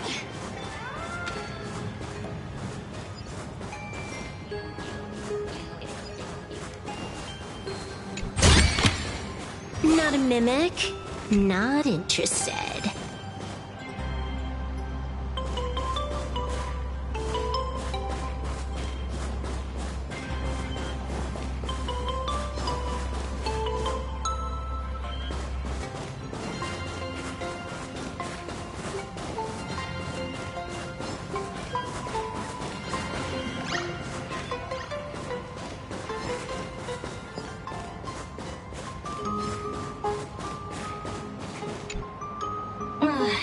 You found me, current nameless.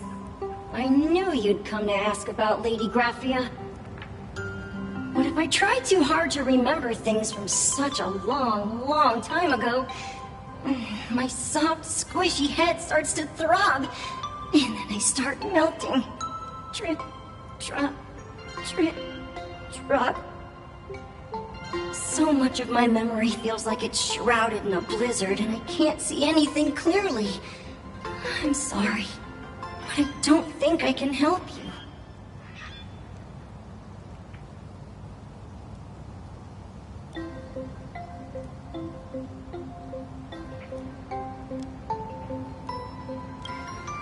A snowball fight? The game, the name, it feels so familiar. It feels like I had snowball fights every single day a long time ago. Shaping the snow into balls and flinging them at whatever strange intruders came barging in. Well then, come at me, Nameless. I'm a snowball fight veteran. I won't lose.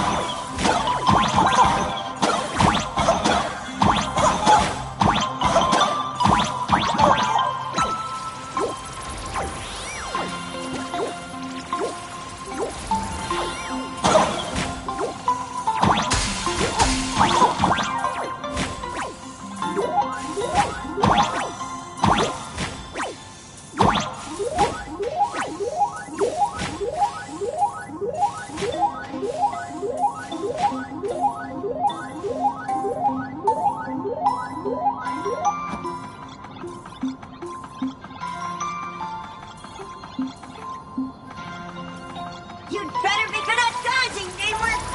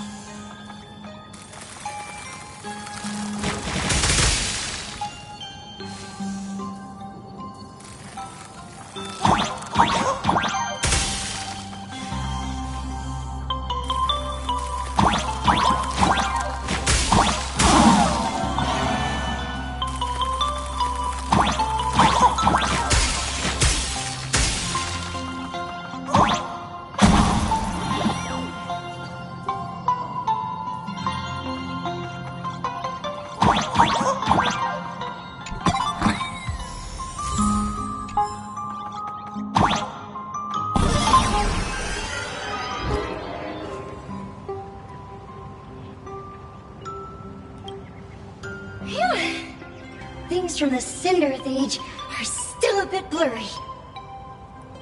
But I definitely met Lady Graphia. I had snowball fights with her.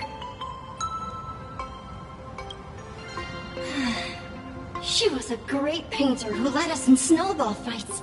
She'd even paint portraits for everyone. Back then, when we wanted to see her, we'd go to her doorstep, light the ground lamps, and shout, "Snowball fight!" Then Lady Graphia would poke her head out the window upstairs, unfurl the scroll, and whoosh! Slide right down into the snow. Then we'd have snowball fights against the Void Rangers together, under the giant moon. If we won, I got to swallow the Void Rangers whole. They were so crispy and tasty.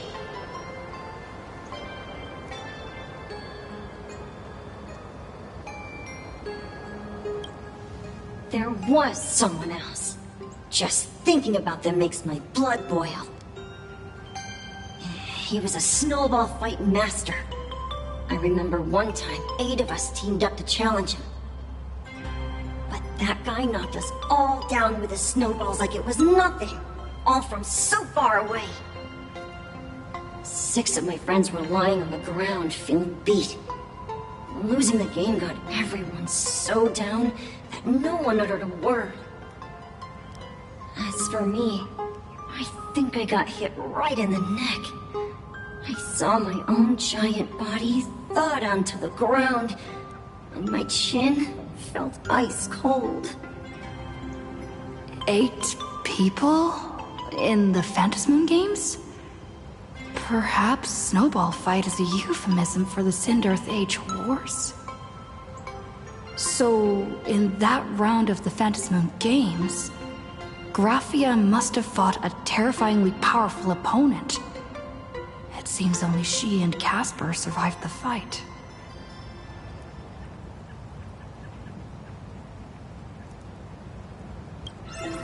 I saw her once. Just once. By then, Ahatopia had already been transported into the canvas. It was so quiet and lonely. I couldn't find my other 6 friends, but I remembered where Lady Graphia lived. So, I went to her front door again, lit the ground lamps and shouted, "Snowball fight!" It felt like only a second had passed.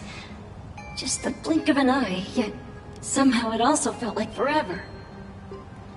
At last, I saw her drift out. She held me and cried, saying, "I'm sorry, and you've done well," over and over. It was just one lost game. We could have just won it back some other time, but that was the last I saw of her.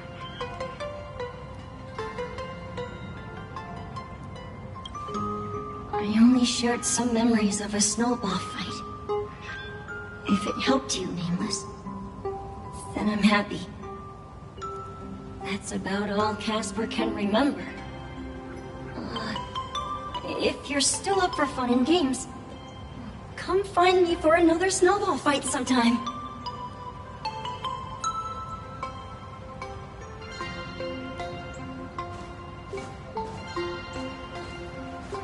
So, to summarize, Casper likes to light the ground lamps and call for her near Graffia's old home. Now, where can I find those ground lamps?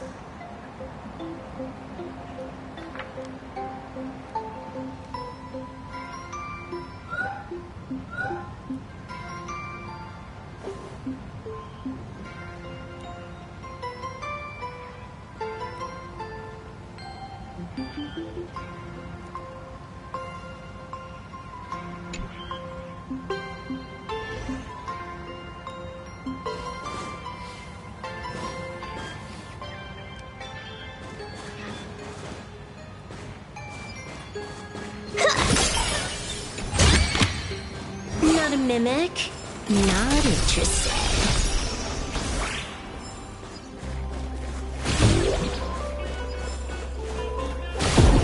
Even next to such a lively hot spring hotel. Huh. These atonement statues all look like small animals. I should find a prominent spot for the ground lamps.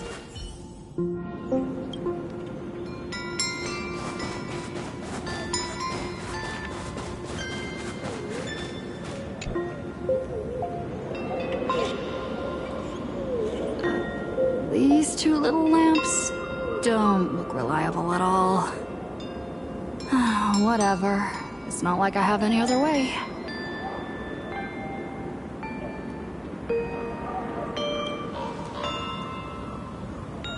Who dares disturb my 1,000-year slumber? Not only will I refuse to grant you 3 wishes, I shall also lock you in my canvas to suffer in my stead!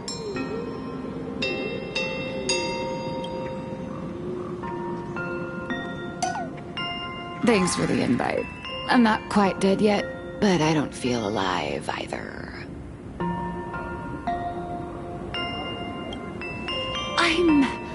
I'm testing the deadline. I snuck out. This mountain path is so quiet and secluded. Ooh, what a great spot for a night stroll, listening to the calming sound of the springs. Who knows? Maybe my inspiration will flow again like these waters.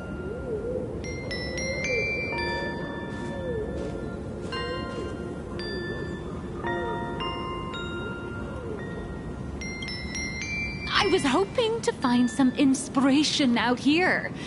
With those 2 goons breathing down my neck, anyone would hit a complete creative block. Look at this old stone statue! Ooh, doesn't it look like Hemicat? I just reached the real versus fake Hemicat arc in my comic.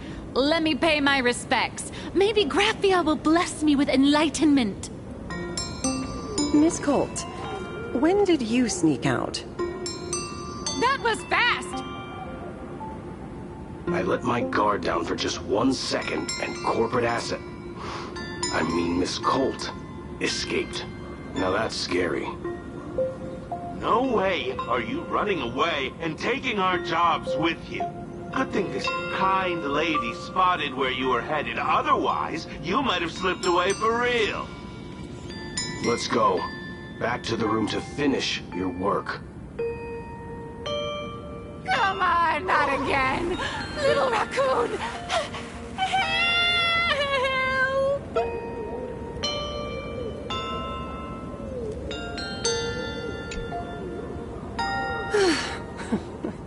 Being an artist sure is grueling. I remember being held in a room and watched by 6 or 7 people, too. I wasn't allowed to leave until I finished painting either.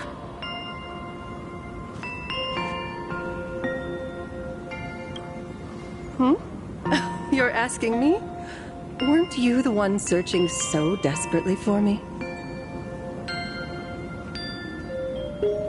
My name is Murata Graphia, guardian of the world in canvas.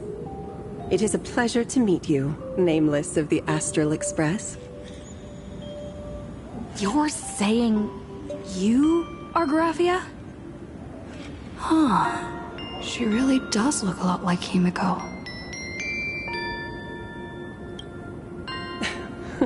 Child, you were the one who lit the ground lamps, were you not?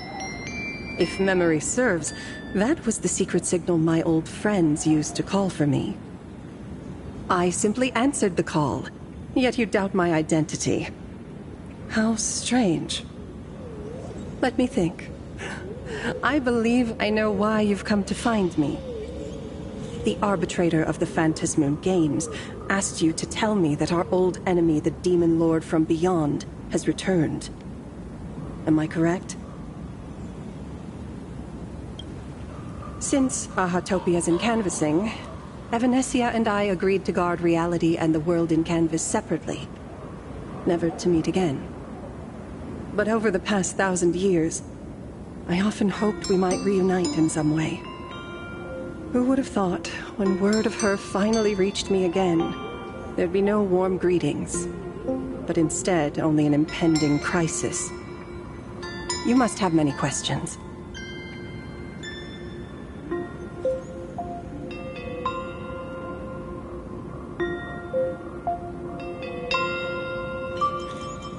My, you certainly have a lot of questions.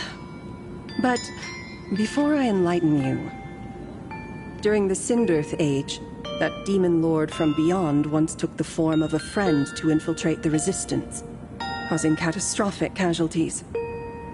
I must confirm your identity, Nameless. Do you carry a token from Evanescia?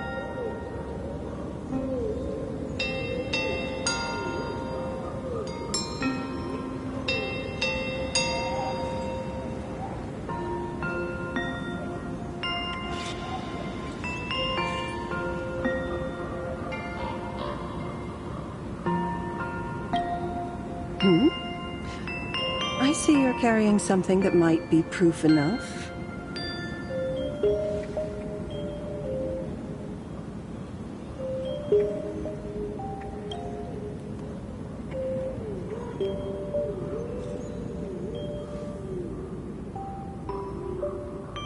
The secrets you seek are many and tangled.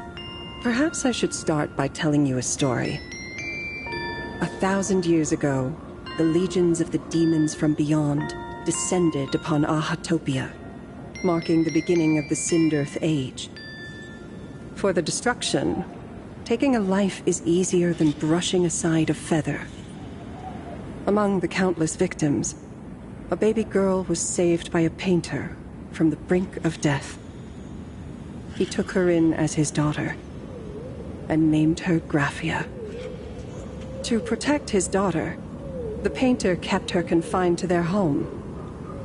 While the fires of disaster swept across the land, Graphia lived in seclusion. Until one day, a falling star streaked across the dark sky, and a deafening roar shattered the silence of the wasteland. Unable to contain her curiosity, the young girl slipped out of the house to follow the sound.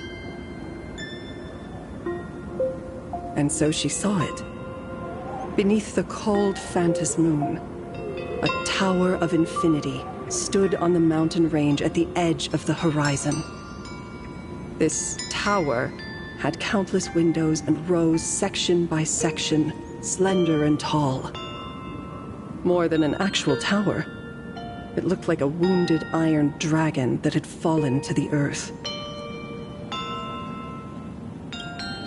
Indeed, that tower, which stood only for a moment, was the crashed Astral Express.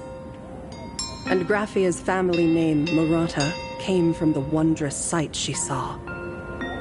At the time, the wrecked train was surrounded by countless abominable monsters. Amidst these foul enemies, a few warriors in strange attire fought tirelessly.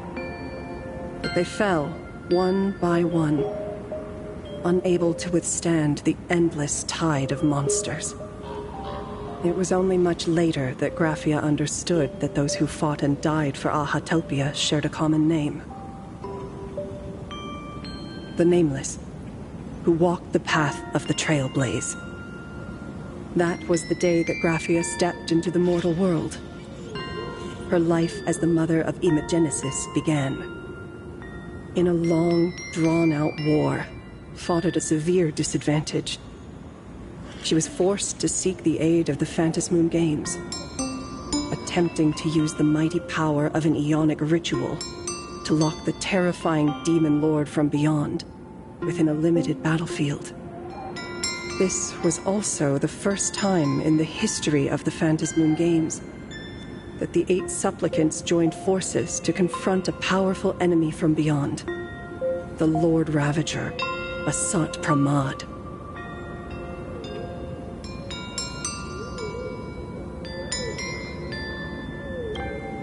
She lost. Graphia did not win the Phantasmoon Games, nor did she manage to kill Asat Pramad. In the final days of the Sindirth Age, she gathered every ounce of wish power to paint the world into a scroll. Using herself as a nail to steady the canvas, she sealed the Lord Ravager outside.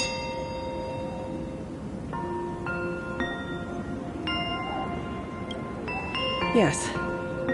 As long as the scroll still enshrouds reality, he won't be able to lay a finger on the Leviathan's remains buried deep within Ahatopia. The story is over. I have received Evanesia's message. I also have a token I'd like you to give her. Please, let us journey together to the other side.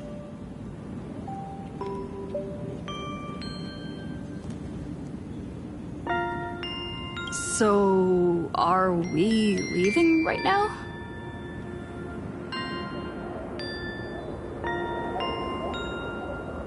No, there is no need to rush.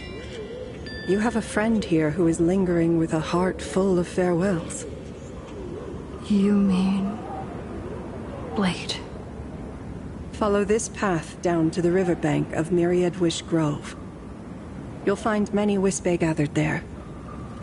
When you are ready, choose a Wispe. Whisper Graphia's name and your wish to cross over to the other shore. Then release the Wispe into the river. When the time comes, I will bring the ferry to deliver you into the canvas. Graphia vanished? How elusive. Anyway, I should head to the riverbank of Myriad Wish Grove first.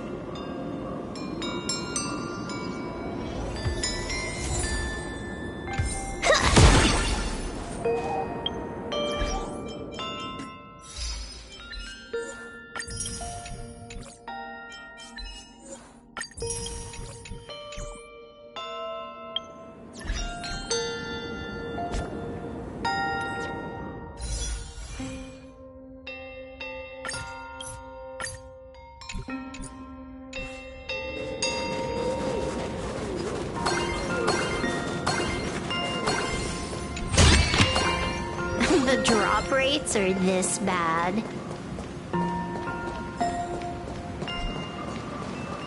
I've heard that in the same forest, giant trees will fight each other for nutrients. How about this? We just feed Shuhu to that tree in the courtyard. It would save us a long trip. Say something. Didn't know you were a forestry expert. I'm not joking. I'm serious.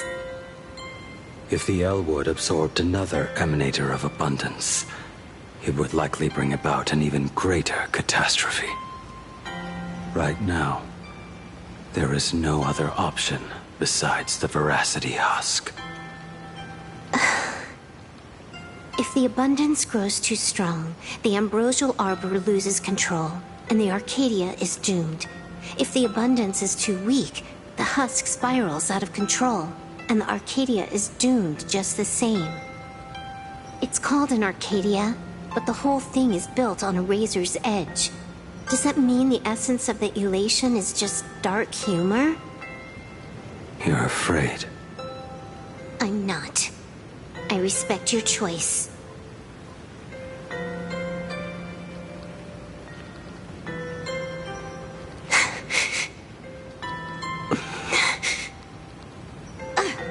Fine.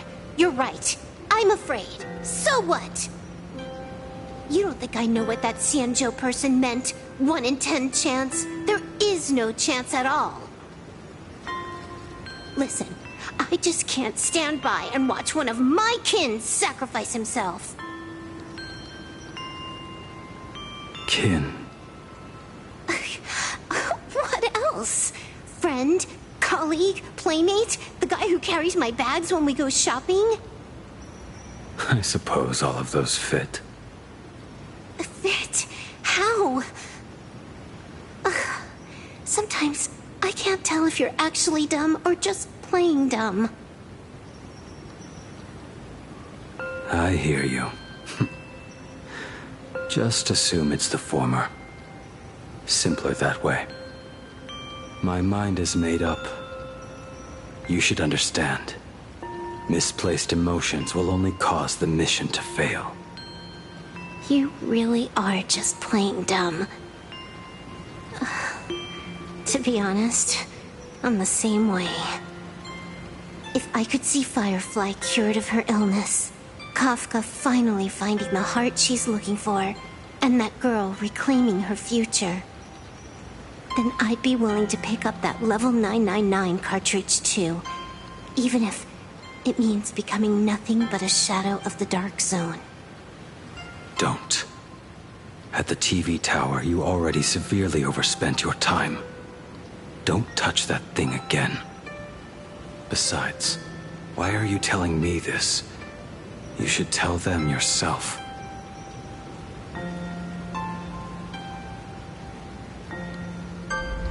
Because just like you, I'm a total, stuck-up softie. Happy now? Feel better? No. Unless you give me a sincere apology and a proper goodbye, we're not settled.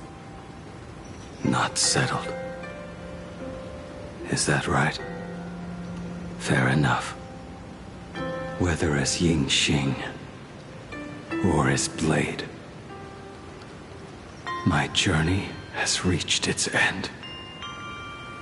Before the final verdict, I should say a proper goodbye to my kin. Who's there?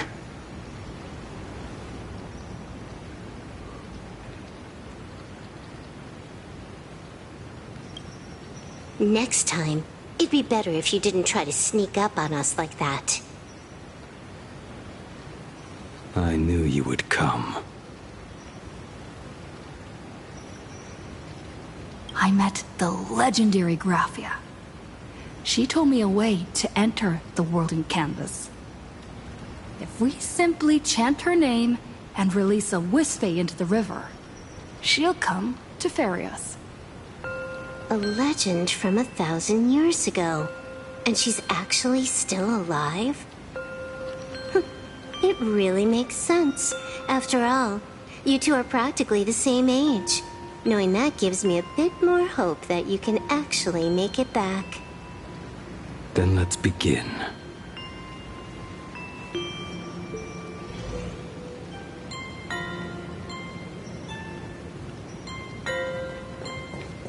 Let's have some fun!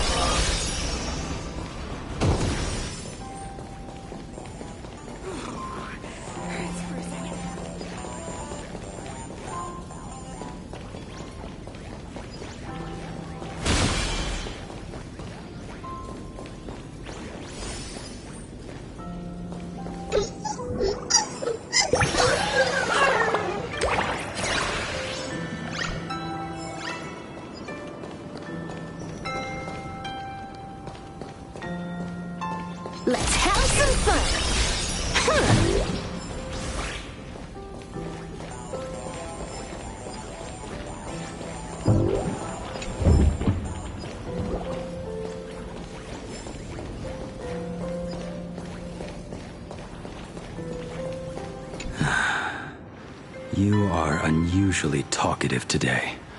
Are you trying to buy time?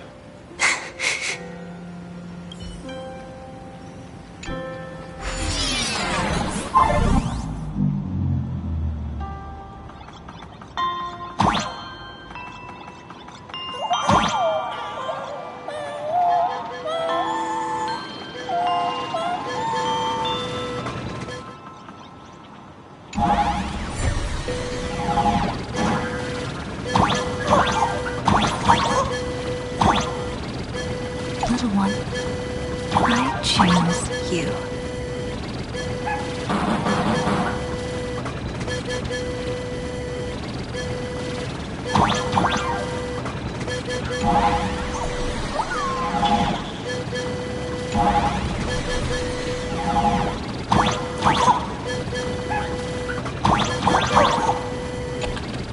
Everyone, let's go play Graphia! World in canvas, here I come!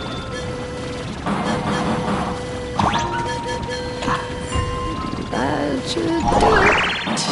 Right? I summon Graphia, mother of Imagenesis. May she come forth and deliver us into the world in canvas. No whispering. Graphia! Graphia! Everyone, into the world in canvas!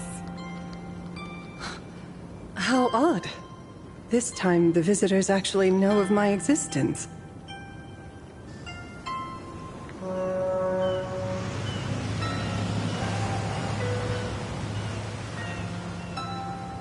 Strange.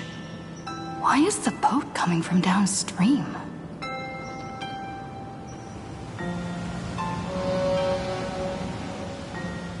I heard your call, and have come by boat to guide you across. Greetings, travelers who seek to leave the mortal world behind. It is a pleasure to meet you. Oh? Not an Imagine, but someone here to settle the past and family members seeing them off? I guess so. The power of abundance. What a nostalgic scent. There is something terrifying slumbering within you. I've heard that something lies at the end of the world in canvas, with the power to suppress it. Will you show us the way? Ah, I see. You are better informed than I thought. I understand. Time is of the essence. Please, step aboard. Thank you. The mountains lie distant. The waters still. And snow settles. A fine moment to bring this weary life to its end. Bring a weary life to its end. To my eyes, the power taking root within you is far from withering away. It's just a matter of time. The journey downstream is long. As is custom, I must collect your past stories as fair. I shall use them to paint the path forward, which will guide us to the other side. My past stories. I am not much of a storyteller. There is no need to weave your thoughts into a complete story. A single memory, a single breath. These too are parts of your past. Only by letting go of the past can you truly set forth with an open heart. Is that not so? Go ahead. Say something. I'm curious too.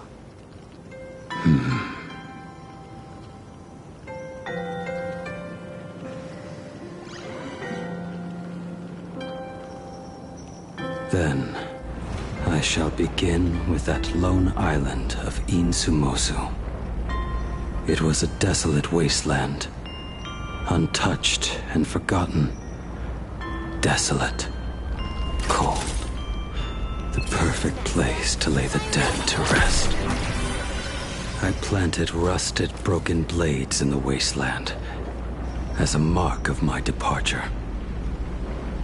Little did I know that even after joining the Stellaron Hunters, I would find myself returning there time and again, bringing along a few new swords with me. Their owners, some of them sought my life, only to fall by my hand.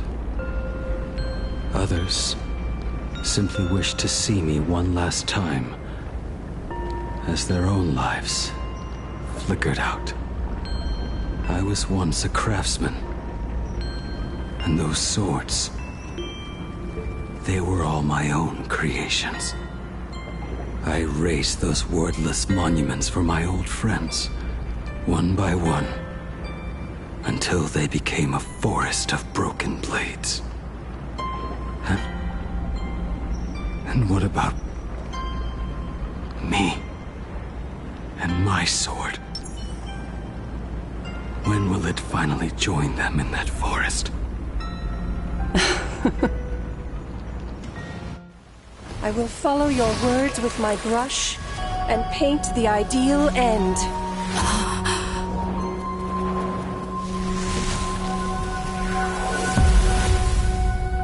Sword barrier. We've reached the shore you've been seeking. What is this place?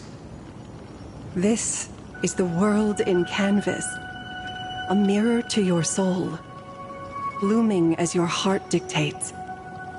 May this meadow be everything you wished for. Superb artistry. And yet, I thought you would paint the desolation within me instead. Desolation? I saw no desolation in your story. Instead, I found the lingering regrets of a master craftsman. The fire that tempers black steel and shapes 100 blades does not burn upon the forge or anvil. It burns within your heart. That spark within you has yet to fade. It is why this plane has chosen to bloom into flowers.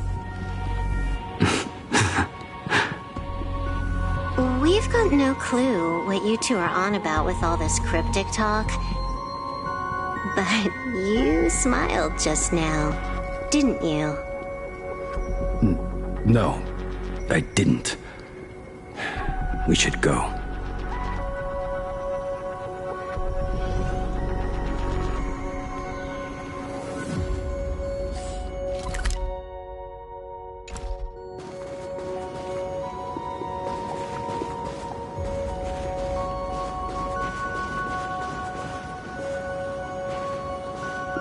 Finally smiled.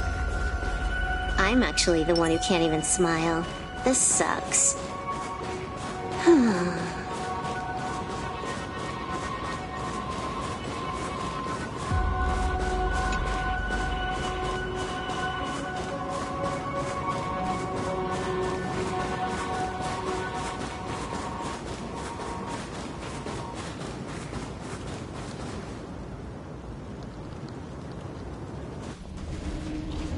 We have reached the end. That blue maw. So, this is it. Correct. Driven by the buried secrets of Ahatopia, you have come seeking liberation.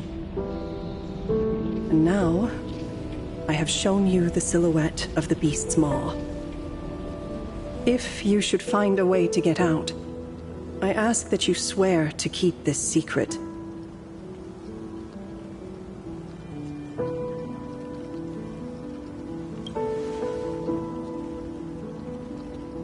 I will keep the secret. That blue maw, can it truly consume the abundance? Only a beast of insatiable hunger can end a plague of eternal growth. I have stood watch in this realm for a millennium, beholding the eternal conflict where the veracity and the abundance remain locked in strife. Oh, undying soul. The fate that awaits within those depths lies far beyond the reach of our conjecture. Perhaps you will vanish into nothingness in a mere heartbeat. Or perhaps you will endure a millennium of gnawing, constantly regenerating only to suffer once more, with liberation remaining an elusive dream. Beneath that calm of yours, I can feel an old friend lingering. Agony. This is the price I must bear for becoming one with the canvas. You're telling me if he leaps, he has to stay down there and be torn apart for ages? I'm not okay with this. Yao Guang never said anything about this when we went over the plan. I have lived for nearly a millennium. I stopped wishing for a swift end a long time ago. If the Leviathan does not consume me utterly, then I am still alive. And until that moment comes, I will pin Shu-Hu to the anvil and swing my hammer once, twice, and again, and again.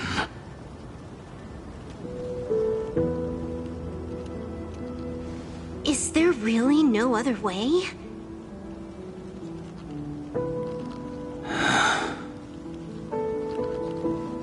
Silverwolf, I was never one for sentiment. I'll only say this.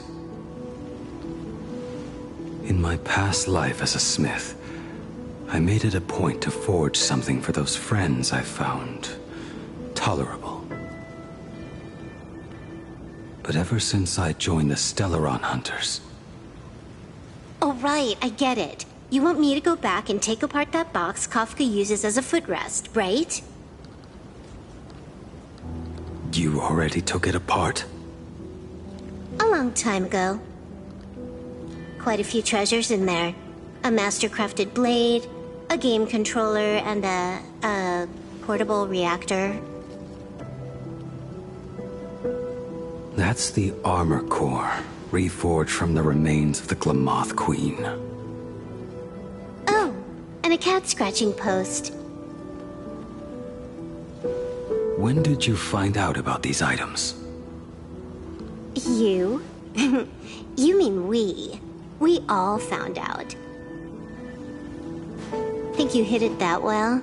Please, give me a break. We're a pro team, you know.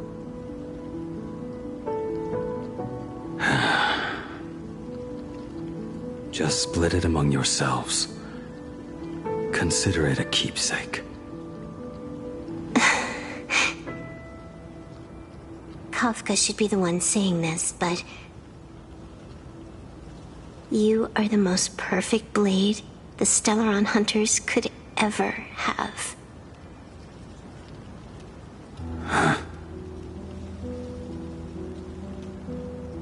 Just a broken blade. That is all.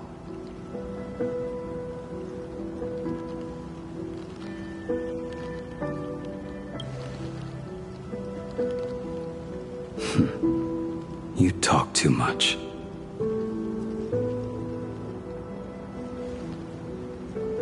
Before you go, you have something to say to her, too, right?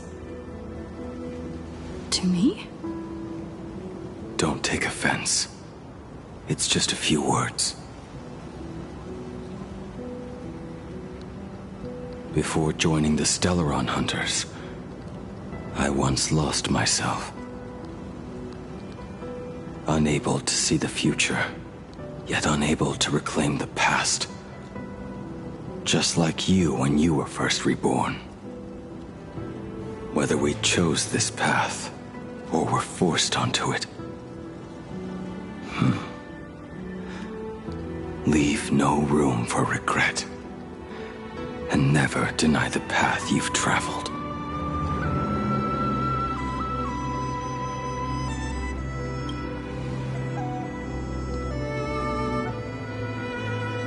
We use the script to interfere with the future.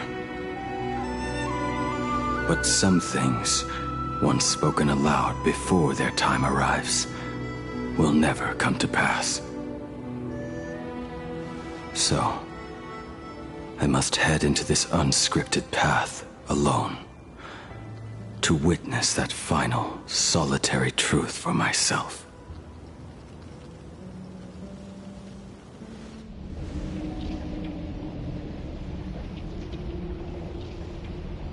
It's time.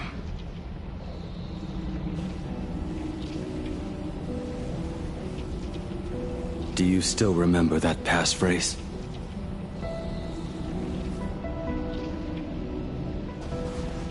No need to step forward. Just recite it in your head. 3 of a kind.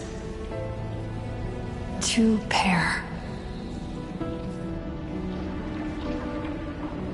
Ace. Go.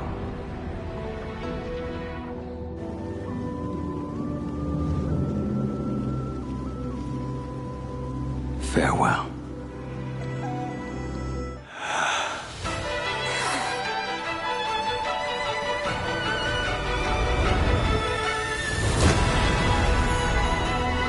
Let everything end, or truly begin.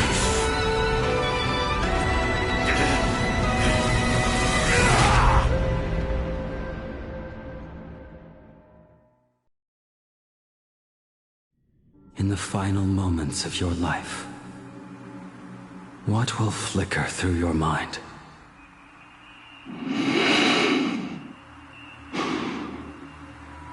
The devouring. Has it begun? How much time has passed?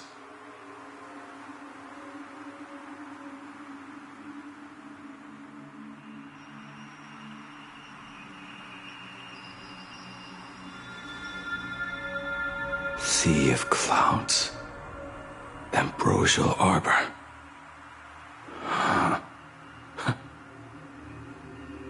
To think that with death so close, this is the scenery my dreams would conjure. My heartbeat. It's barely audible now. Shu-Hu. Are you still alive? Am I still alive? Finally woke up, Yingxing? Master. I am sorry. You have the wrong person. I am not Yingxing. A lad your age, yet your head is more muddled than mine. You're talking nonsense in your sleep, boy. It has been ages since we last met. Tell me, have you let your craft go to waste? Your master wishes to see what you can do. Not a sweet dream of toasts and laughter, nor a nightmare of clashing steel.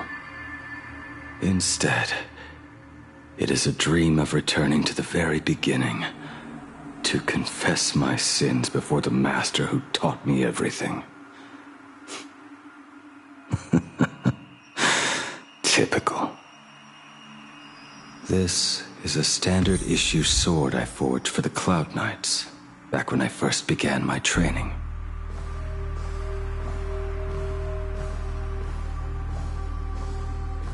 Bai Hung, and that bow I forged for her.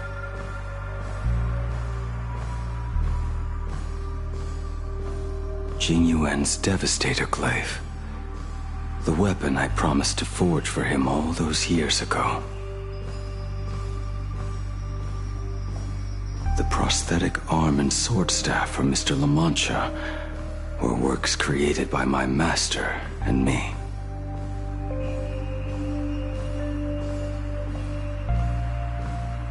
This is not my work.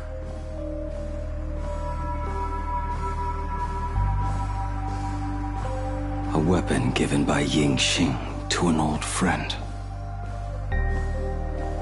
Apprentice, come here. Finally. Is the end in sight?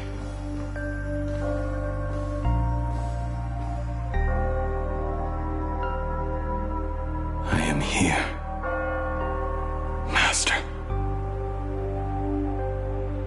Good. I have waited a long time for you.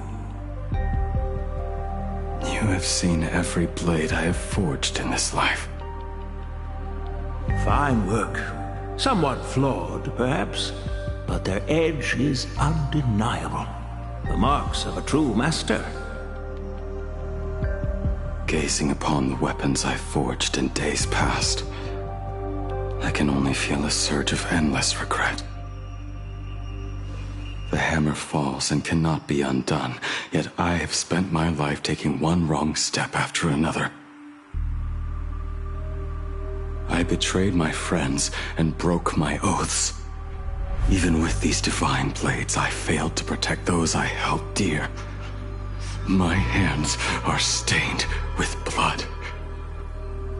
I loathe the reflection it casts back from my blade. But what weighs heaviest on my soul is the debt I owe you, Master. In this life, I fear I will never have the chance to repay it.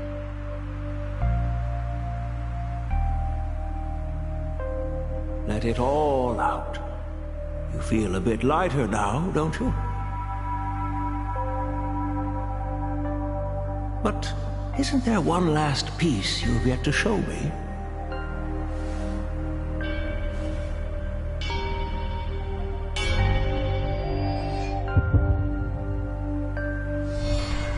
It is yet to be named, has it not? That is a mere scrap from the forging of Shard's sword. I hid it away, fearing it would bring shame upon our school. Master, how did you... Can a mere boy keep secrets from his master? I entrusted General Yao Guang to bring it to you. Since the day you left, I have kept this blade hung in the hall, gazing upon it daily. That raw, youthful spirit within it, it burns to the touch. It is the same light that shone in your eyes the day you bowed to me. It is the keen edge of a craftsman. I am but rusted scrap now. My light has long since faded. This is where I belong. Buried.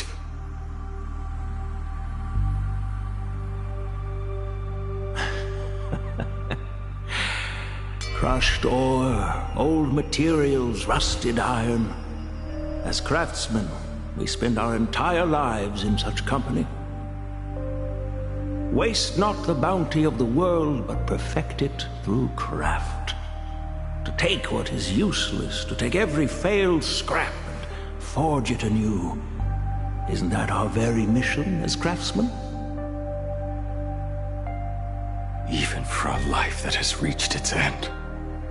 A life built on nothing but mistakes.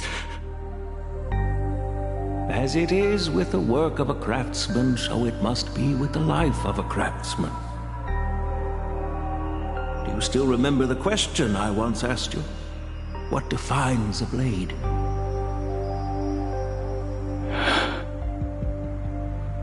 The answer already lies within you. Go now, and forge it anew.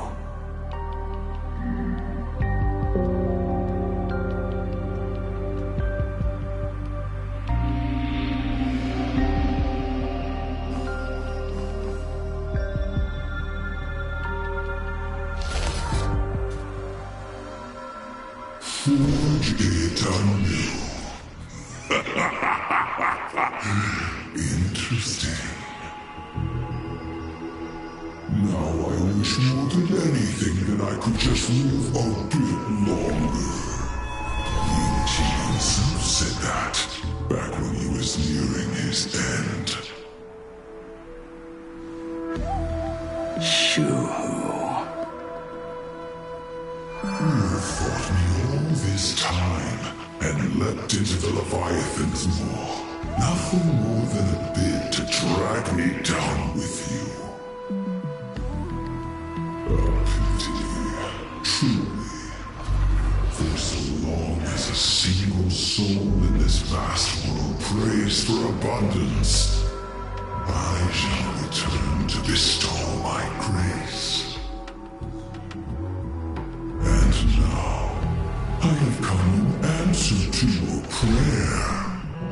Within the Leviathan's maw, I shall grant you 1,000 years of agony, as your flesh will be remade, only to be devoured again and again.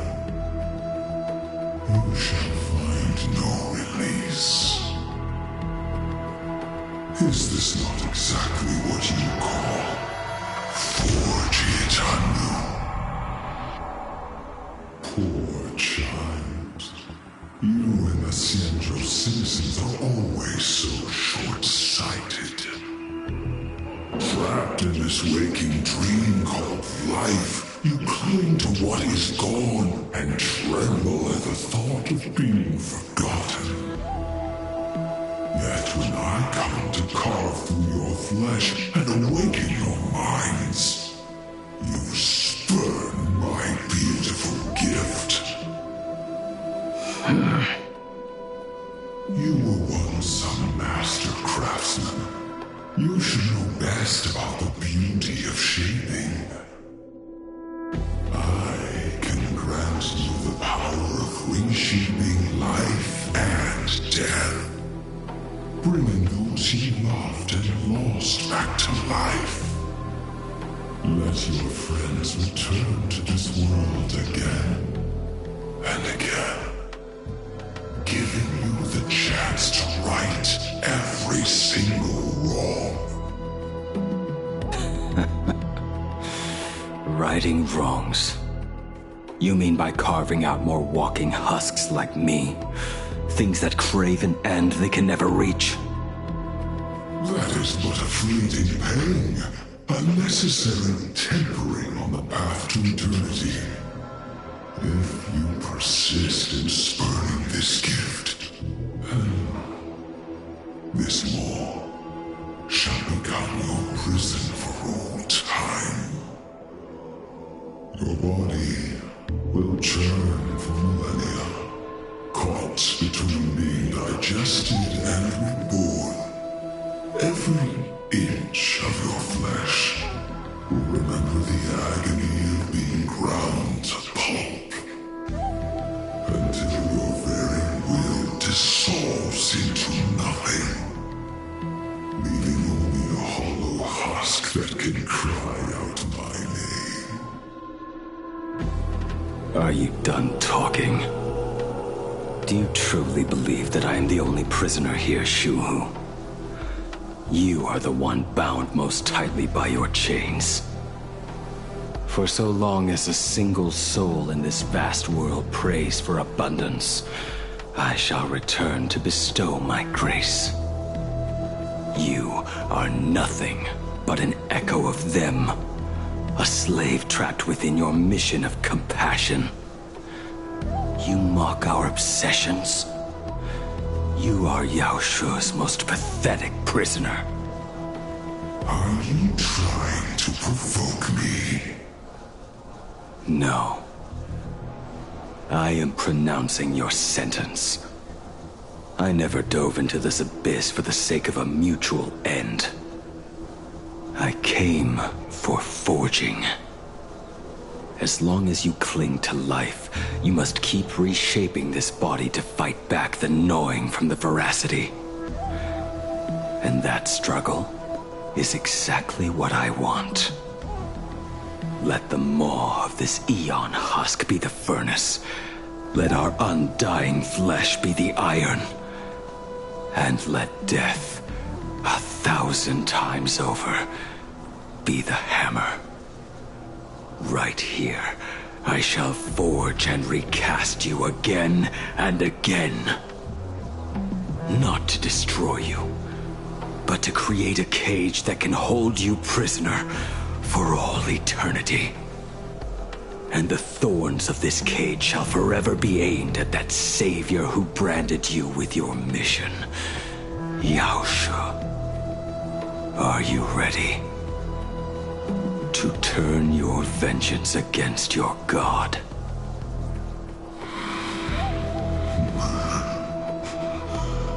I see now.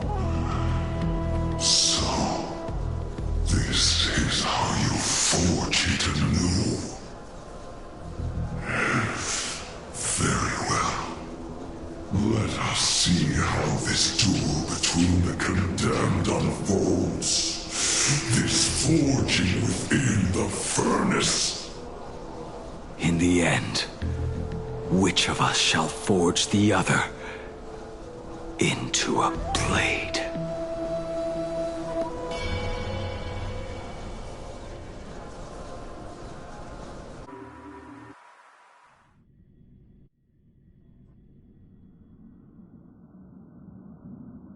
When reunited with family after a 15-year separation, 22% of organic life forms will weep and embrace, whereas 59% will exhibit indifference or outright rejection.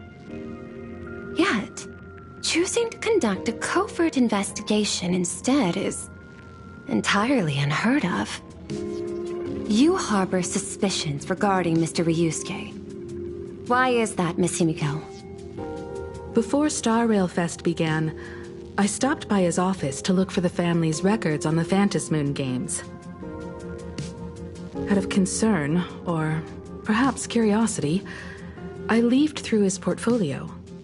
The artwork was magnificent, with each piece serving as a microcosm of a different planet.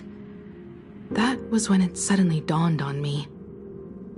5 of the worlds he captured in these paintings are now gone, lost to the fires of war waged by the Antimatter Legion. Just as you suspected, Mr. Ryusuke's travels have been highly suspicious. In the year 1969 of the Arcadian calendar, he traveled to the Delcor Ring to sculpt a statue for the Doctors of Chaos. 2 years later, the IPC received word that the last local resistance group had rejected all aid and launched a suicide charge against the Legion. Also, in 1984 of the Arcadian calendar, he traveled alone to the planet Goliath's Shepherd. After a century of resistance in the fires of war, the planet was officially declared dead 9 years later. Both incidents point back to a single culprit. The Lord Ravager Asat Pramod. However, there is also evidence suggesting that Mr. Ryusuke was still in Plain Arcadia when Asat Pramod appeared. Additionally, the IPC recovered a commission he received. It read, "Please carve a trace of our lasting glory, just before the world meets its destruction." He accepted the commission, even though he knew the Legion had surrounded the planet? Legends of the Graphia clan abound within Plain Arcadia. To this day, many believe the Weathering Curse is a scar seared into your very bloodline from Graphia's struggle against the Legion. Conjecture. Mr. Ryusuke was tracking the demon from beyond. He likely believed that finding him was the key to breaking the Graphia clan's curse. Any other conjectures? There is another possibility. Please forgive me if this sounds out of line. There is a 52% probability that Mr. Ryusuke was being used by Asat Pramod. He might have even chosen to work for him. I'll have a word with him. I'll leave it in your hands, Miss Himiko. Dad? Do you have a minute to talk? I do. I'm 1000% free for you. What brings on this surprise call for your old man? I was worried you were too busy, so I didn't want to bother you these past few days. That foolish didn't hurt you, did she? Actually, what am I thinking? A mere herald of death is nothing to my Himiko. You probably handled her in no time. And that kid is something else, too. I'm telling you, everyone at school is a huge fan of the Astral Express now. 15 years. The blood-stained games are finally over. And this time everyone survived. It's time we sat down and talked. Just as father and daughter. Huh? Am I dreaming? My little girl actually wants to have a real talk with her old man. Well, I don't care if I heard you wrong. I'm taking this to the bank. Praise the Astral Express. Praise Machiavelli. Give me 10 seconds. No, make it 8. Your old man is on his way. There's no need to rush like that. Love you, kiddo. I should have seen that coming. Himiko, open up. It's your dad. Himiko, come over. Tell me more about this.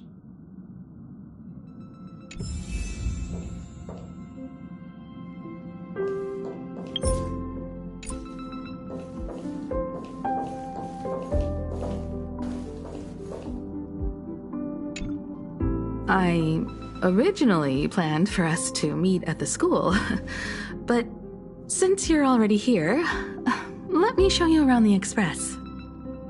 Oh, I would love that. I was in such a rush last time. I really want to get a good look at the place where you spent the last 15 years. Who could have imagined it? The thing that connects this nearly infinite universe is not some distant godlike sheephead, but a single express. I have met many artists who dreamed of boarding the Express just to get a closer look at the legacy of trailblazing. So I am curious, how will the great artist Ryusuke evaluate it? Me? Well, I'll give it my all. I was only joking. There's no need to be so serious. There's actually so much interesting stuff on this express.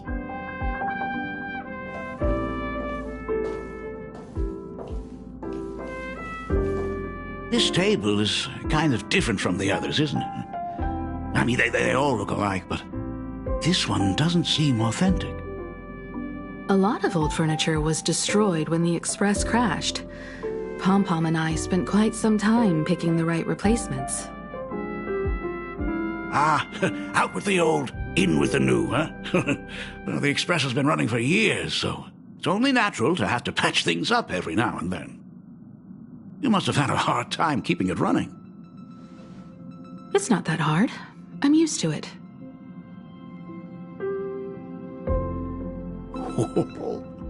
Just as I thought.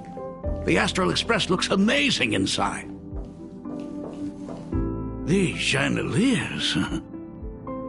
The designer used the skeleton of a void song whale as a reference. They say it's been here since Dolly's days on the Express.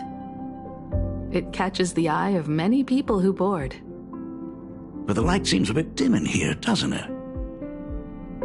It's always been this way. Oh, well, have you tried swapping in a polarized conductor? Or rinsing the light units in an alkaline solution? Are you an artist or an electrician, Dad? Well, I am just speaking from experience. Don't forget, your dad was once the one who set up all the lighting in those classrooms. Is it there? Oh, let me see. It's bigger on the inside. Oh, The phonograph also has music from all sorts of worlds, just like the versions I've heard before. Huh. It's a shame I didn't get to see the legendary infinite ice cream machine. Dad, you actually believe something like that exists? I thought only kids would fall for it. A long time ago, such a thing did exist on the Express. When the Express passed the desert planet Talon, Granholm left the machine there. Now, it has become a popsicle planet. Conductor! Long time no see. Your fur looks a lot smoother than last time. Really? Thank you very much. Hey, my daughter Himeko finally opened up to having a heart-to-heart with me. What a special moment! Pom-Pom will leave you to it then. They say family is one of the most precious treasures. Pom-Pom believes we should cherish them. See? I told you. This time, Dad wins. Oh, Himeko, you may be a fully capable navigator now, but sometimes experience still beats youth.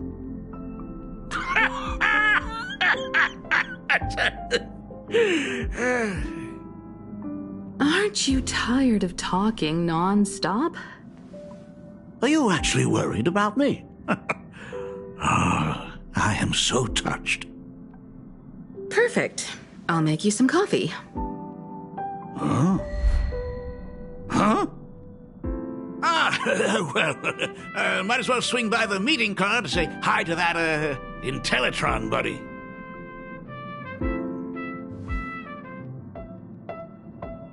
Pom-Pom finds Himeko's father very easygoing. Himeko, come on. Let's walk together.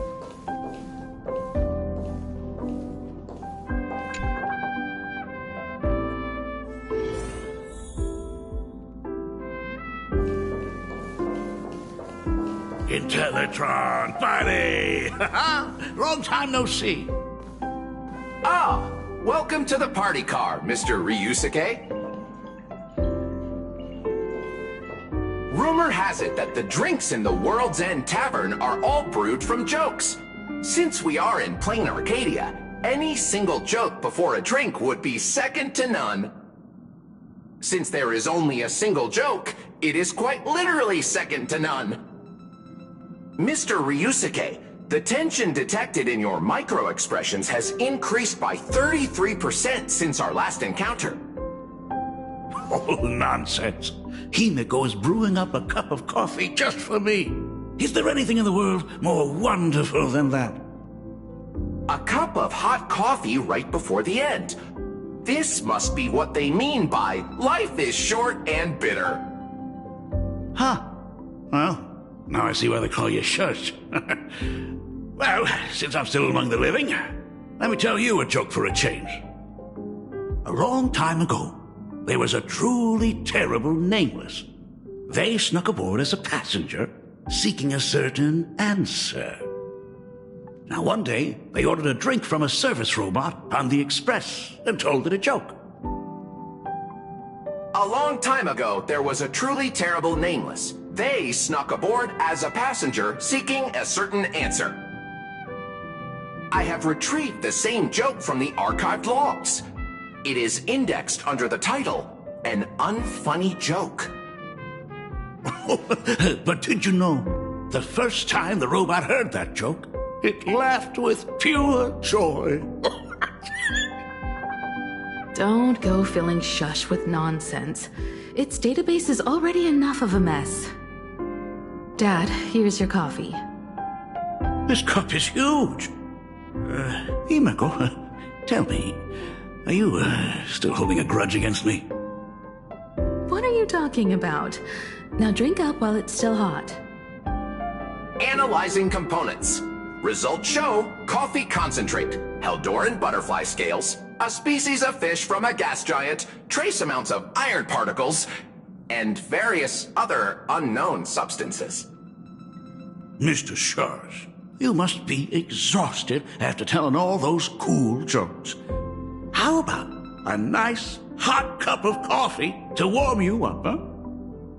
My inspiration circuit is vibrating. My radar indicates that the conductor requires my immediate assistance. Good luck, Mr. Ryusuke.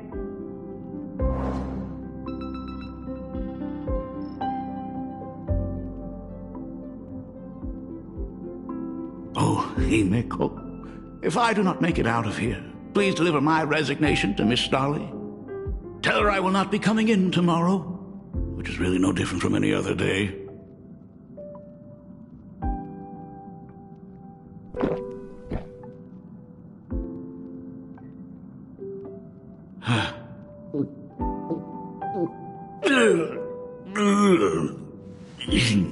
The coffee tastes like heaven. Oh, want another cup? Himeko, Miss Dahlia told me that back when you were a school assistant, you used to bring a massive pot of coffee for everyone every single day. They still talk about it to this day. It would be selfish of me to keep this all for myself. I simply must bring some back for the other teachers to sample. I am afraid it will be long cold by the time you get it to them. But as you said, it is time for us to head to the school. We must return to the source of all these tragedies and put an end to the blood-stained games. Are you truly ready to say your goodbyes? We can stay a little longer if you like.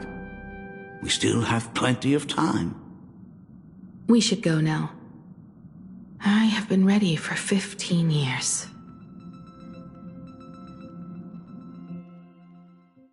It has been 15 years. Those ghosts have been repeating their final day over and over, trapped inside the classroom you imaginated. Even if they are merely shadows of the past, they deserve to be set free. Oh, you're right.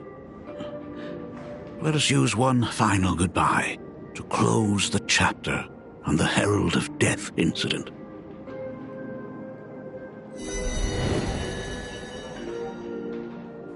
Senior, you are back! We are all waiting for you. Sorry I'm late, everyone. It's okay. Thank you so much for coming.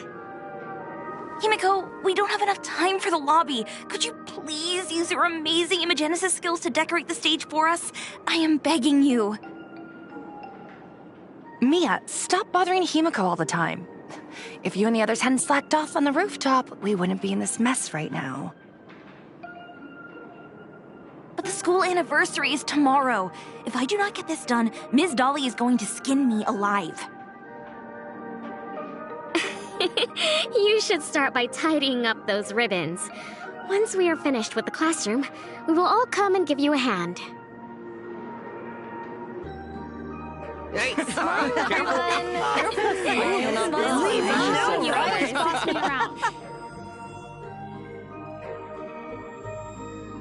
Wait, did you hear that? It's him. He's back again. Everyone, hide! Don't let them find us! Run, Senior! The Herald of Death is back! Don't be afraid, Belle. I'm here. No more running away. We don't have to face any Herald of Death anymore. Really? When have I ever led you astray?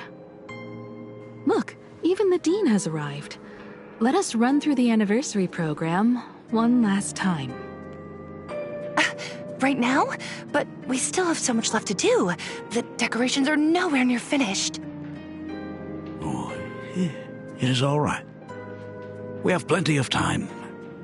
This sunset will linger for a very long while. Just long enough for us to finish our celebration. I hereby declare that the Graphia Academy anniversary and the graduation ceremony of 1984 has officially begun. Since the other grades are not with us today, we shall keep the proceedings simple. According to our school motto, every student must truly understand their purpose before they depart from these grounds. Students, have you all discovered who you wish to become? Why so serious? It's only a rehearsal. Well, in that case, I'm going to be an artist. And not just any artist. I will be even better than you, Senior. I plan to study at the Intelligentsia Guild. I want to learn how to create even more interesting Imaginae. I want to study cinematography and become a director. I want to capture every single moment of happiness in the Arcadia.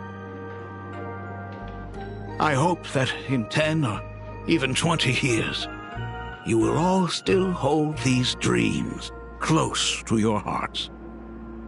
And now, please welcome our distinguished graduate representative, Himeko, to the stage to offer her final blessing to the graduating class. Our senior is doing this? That doesn't happen a lot. Himeko? Are you nervous? Relax. Give us a smile.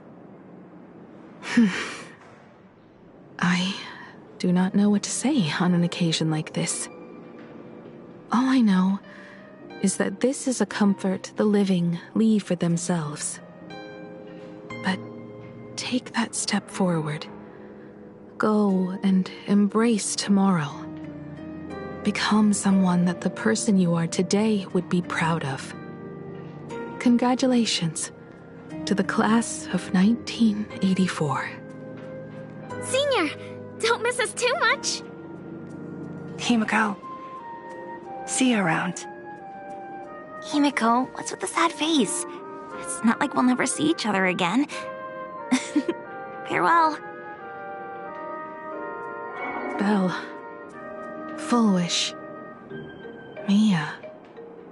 Safe travels, everyone. 15 years. The blood-stained games that altered the course of so many lives have finally come to an end. If only I had not lost myself in my own grief. If only I had looked after that child properly. Well, perhaps everything would have been different. It was not only the herald of death that pushed her towards that abyss. Full Wish said that it took Plain Arcadia 15 whole years to kill her. Will this world ever get better, Dad? I don't know, but I'm willing to believe in it. Dad, all these years, just what have you been doing? Is that concern I hear in your voice? If you say so. After the blood-stained games, I traveled to many different worlds. Every time I set foot on a new planet, my thoughts always returned to you. Until one day, I happened to see news about the Astral Express. The person on that screen was so different from the daughter in my memories. I was afraid, to be sure. And I did not want to disturb the life you had found. As long as I never saw you in person, I could keep telling myself that lie. My daughter had fulfilled her dreams to soar among the stars. Von Walk? Owenley? New Londinium? Step by step, I made my way into the very bedtime stories you used to tell me. Were they beautiful? In this vast universe, nothing holds more beauty than the lands en route, yet to be reached. You may have been a poor excuse for a father, but even so, thank you for setting me on this trailblazing path. Same here. Thank you for fighting so hard to be here alive. It's still early, huh? Let's have a walk around the campus. I have something very important to tell you. But it can wait. Something very important? Now, give me just a moment to gather my thoughts.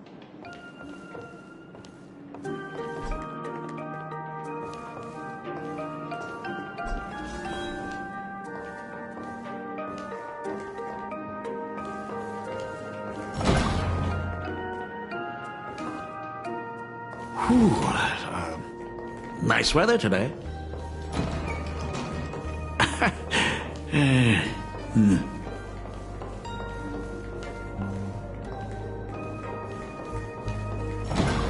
Let's go downstairs. Oh my God, it's her!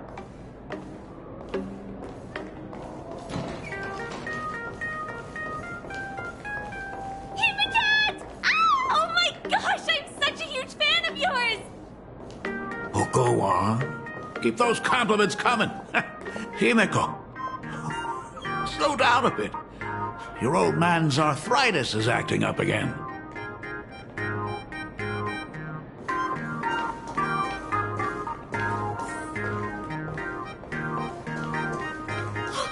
Senior Himeko! Oh wow, she actually looked at me! Her navigator aura is incredible!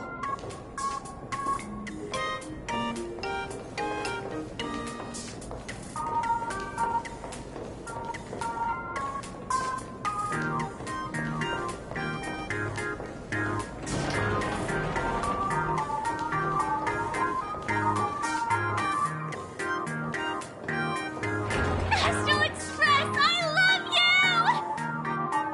you! Like a love song, baby! Baseball Raccoon didn't come? Oh, Himeko is so pretty. It gladdens me that my daughter is so popular. But you're all supposed to be in class right now. The Herald of Death incident just ended. It is only right to let them breathe and relax for a while. To think that it all happened only yesterday. Young people really do have a way of returning to their carefree selves so quickly. I suppose it is because they believe the Astral Express will always be there to save them. It brings back memories of you as a little girl. Whenever you heard someone mention the universe, the light in your eyes would outshine even the brightest supernova. That is true. The very first Imagine I ever brought to life was modeled after the rocket atop the Phantom Moon's head. That little fellow had quite a temper. It was so determined to fly higher and higher. To this day, I still wonder if it ever truly reached the moon. Dad, do you still remember it? How could I ever forget? That thing came crashing down and poked a hole right through Miss Seadrake's tail. I had to take you to apologize in person. I ended up redrawing the tail myself to make it right. These days, I wouldn't be able to handle that kind of trouble anymore. My poor old back wouldn't allow it. Now that I am free from the weathering curse, you don't have to spend your life wandering the stars anymore. Why don't you just settle down here? I just can't face the thought of coming back to nothing but an empty home again. Don't worry. I'm not going anywhere.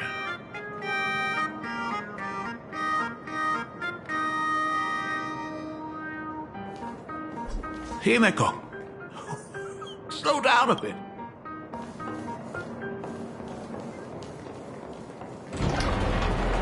The Imagenesis classroom is ahead. So nostalgic. Ms. Dolly? She might have taken the day off.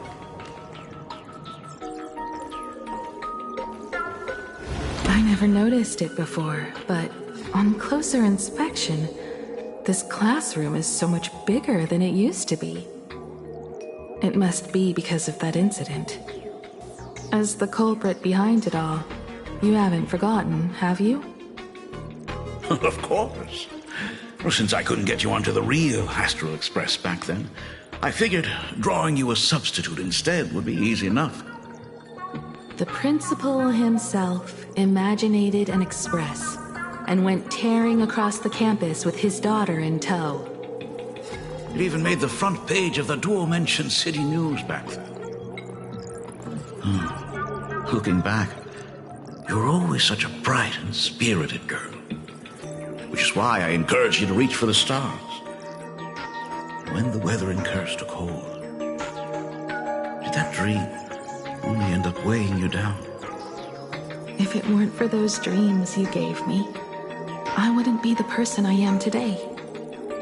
I'll never forget. Whenever the weathering curse flared up, you would always sit by my bedside and hold my hand, telling me the stories of Sir Camor. That was always your favorite. Whenever your fever refused to break, you would cling to my sleeve, just wouldn't let go. So, I would start from the moment Sir Camor invented the diving device, and go all the way to the second voyage of the Interstellar Explorers. Like clockwork, right about then, you would close your eyes and drift off to sleep. Yeah, that was the first story you ever told me.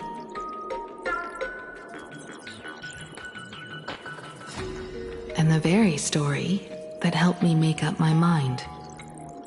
Even if I could never leave this place, if fixing the express meant sending just one soul to the stars, that would be enough for me. Yet before I knew it, I'd already traveled far beyond anything I ever imagined as a child. I think I understand how you felt back then. Perhaps one day, I'll set down my duties as the navigator and come back to this place too. What about the Astral Express? A crew of the most incredible nameless will keep the express sailing on. Like a teacher watching their student, or a father his daughter. I understand that feeling. Then your dad will always be here at home waiting for you.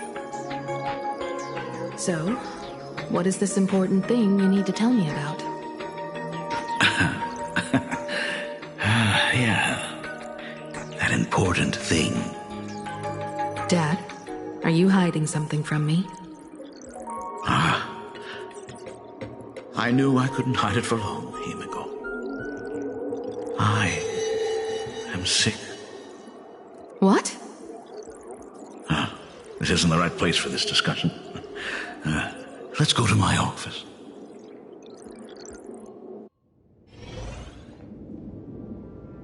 So? It's the weathering curse. I know what you're about to ask. I do not share the Graphia lineage, which is why I believed I could find the demon from beyond and save you and your mother. But in the end, Ryosuke was just a useless man who couldn't save his wife or daughter, or even himself. Tell me, what happened in the past 15 years? You've seen my portfolio, haven't you? Those worlds are just like plain Arcadia. Every single one of them has fallen victim to the demon from beyond. In those places, luck is a very real thing, and the demon from beyond can manipulate misfortune. What does that even mean? In ways beyond comprehension, you feel misfortune crashing down like a tidal wave. Solar storms, diamond rain, system failures, one disaster after another. But if you make it out alive, bizarre strokes of luck come swarming back to you. And so the cycle repeats, washing over the world, tearing it apart. It sounds more insane than the Phantasmoon games. The universe is sheer madness, beyond all reason. I survived over and over, yet my body has become as fragmented as Graphia once was. Is this his way of torturing the rebels? I don't know. But by the time I realized it, there was no escape. Why didn't you tell me earlier? I could have reached out to the IPC's doctors. It's no use. I've been chasing after him my whole life. I know him better than you do. Himiko, remember when you first learned to paint? I told you then why we must paint the beauty that we see. Because the ugly, the despicable, and the cowardly, they endure forever through evasion, like beasts driven by survival. Beauty remains ever fleeting, just as heroes find their end in sacrifice, and stars dissolve after they shine. Humans have surpassed their animal nature. We face our pain and our end to win a dignity that the vast universe cannot ignore. So we must capture what is noble and bright to show that such things truly lived. As for the barbaric and the low, they will endure regardless, needing no witness to their existence. But Himiko, you are no longer the one who paints. You have become the very splendor that I strive to capture. Fate works in mysterious ways. I'm so glad to see you once more in my final moments, watching you fulfill your childhood dream.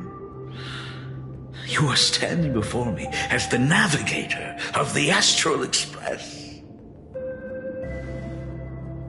I should have come back earlier. I'm so sorry.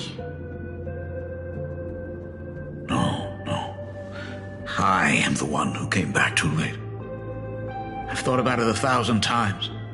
On that final night of the Bloodstained Games, if only someone had been there to sit by your side. After everything, does this tardy father still even deserve to hear what his daughter wants to say? If you're willing.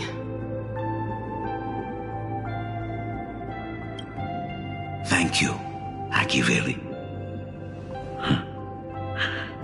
Thank you, Himiko. All of this happened after you went away. You were jumping from one job to the next, and for 4 long years, I had heard nothing from you. During those 4 years, I found the stranded Express deep in the canvas world and kept trying to repair it. Watching the Phantom Moon grow fuller, I remembered the mask that had been handed down through our family for generations. If I could claim victory in the Phantom Moon games, then perhaps by harnessing the divine authority of elation, it might just be possible to set the Express in motion once more. But the Herald of Death was a complete madman, and he smashed every dream to pieces.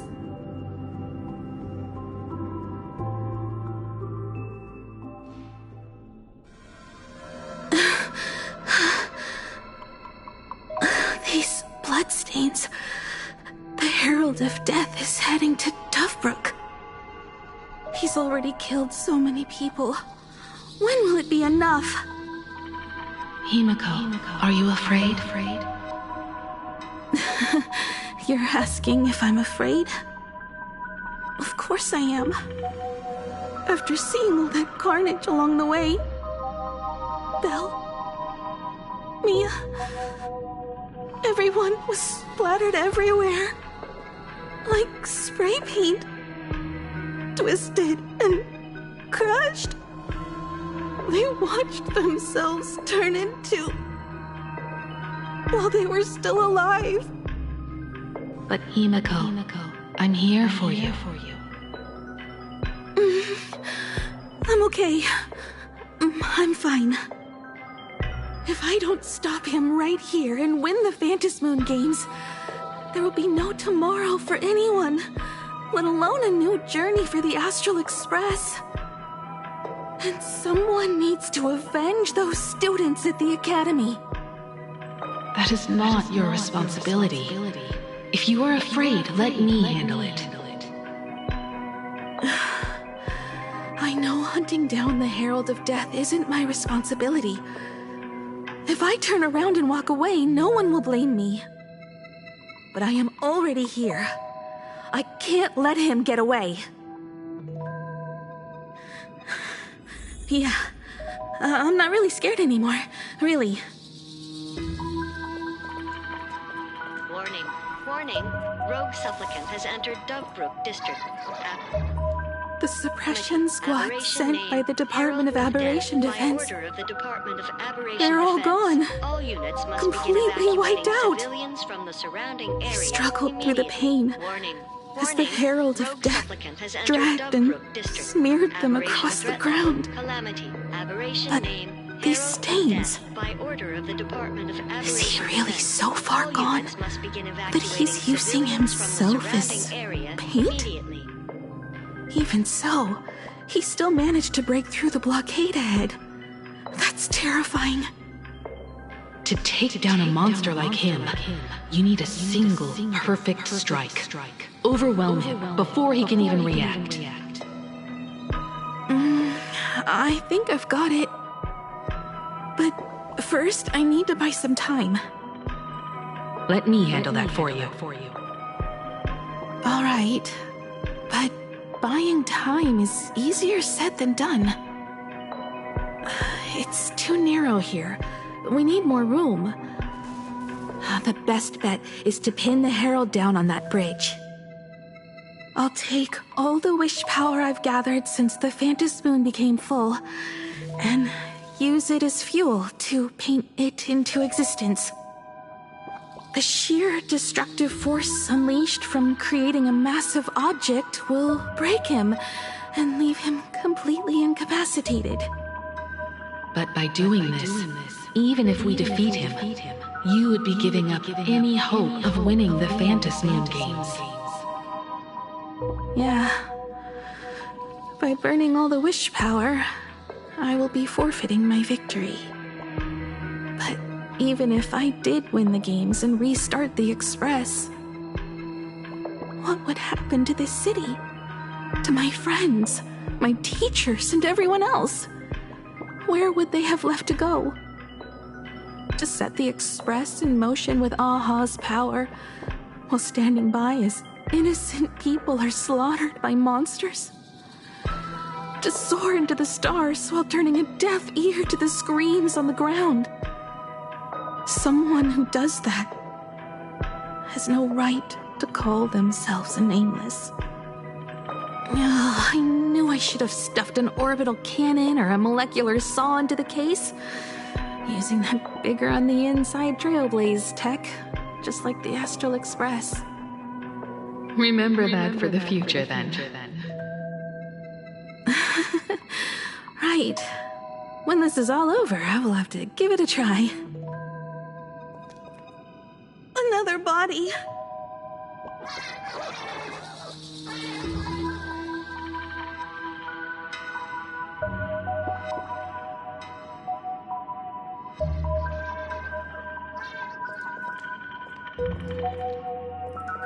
Black Birch. Guess he was after the Herald as well. Black Birch, the masked fool? The one who turned Gotham City upside down not long ago? Only 2 supplicants are left in the games now. In other words, we are the last hope for victory over him. Just like those legends I grew up with. A hero confronting a monster to protect everyone. Now that responsibility falls to me. I will take him down. After that, I will repair the Express myself and see it fly over the horizon and break out of the atmosphere. What a beautiful sight that will be.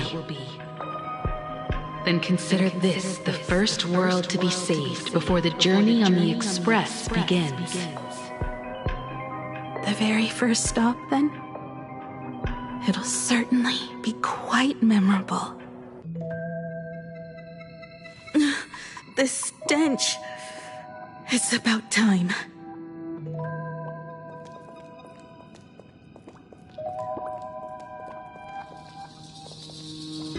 So exquisite! Its flowers bloom tensing at the tips of my nerves. What is that? You say this is not enough? Still not enough! I need more pigment! I will mix my colors with screams of terror and pray for the catecholamines to drown me! Department head, I shall show you the error of your ways! This flesh is the culmination of life! Its own kin is right here! The giant tree running through our heartopia! I shall become her! We will be as one! No, I will surpass her! I will devour her and become the one and only existence!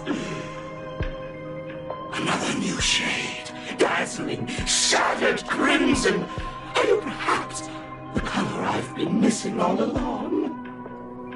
Step into this masterpiece! Become one with me and lay the final cornerstone for the future of human evolution!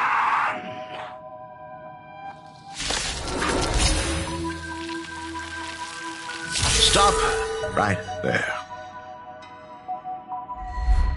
So, you actually conquered the Herald of Death and set the Astral Express in motion once more at the end of the Bloodstained Games. Michael, I believe in your bravery. When confronted by death, you will undoubtedly choose to resist. But you were so frail and sickly. How could you possibly defeat the Herald of Death, who slaughtered every single supplicant? And how could you hope to repair such a massive, stranded express? Well, the answer is clear. It would be impossible for you. That is, unless you had another person helping you. Don't deny it yet. I've been tested by you enough along the way. So now, give your father a little room to breathe.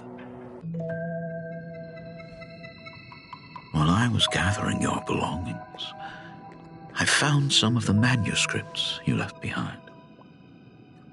There were 2 distinct sets of handwriting upon those pages. Every trace in that house proves that 2 people once shared a life there. Legend says that during the Canvas Age, the grand artist Whitebow painted his late daughter onto a scroll and breathed life into her.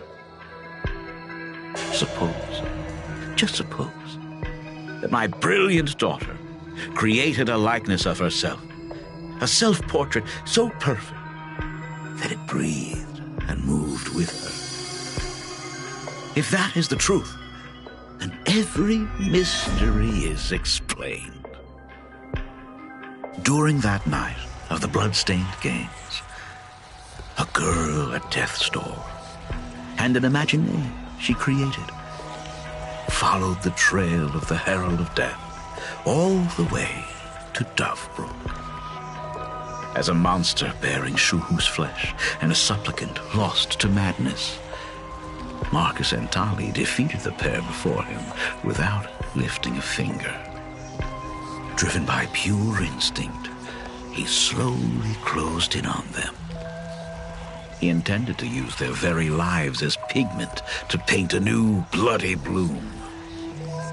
Little did he know that he was walking straight into a trap of their design.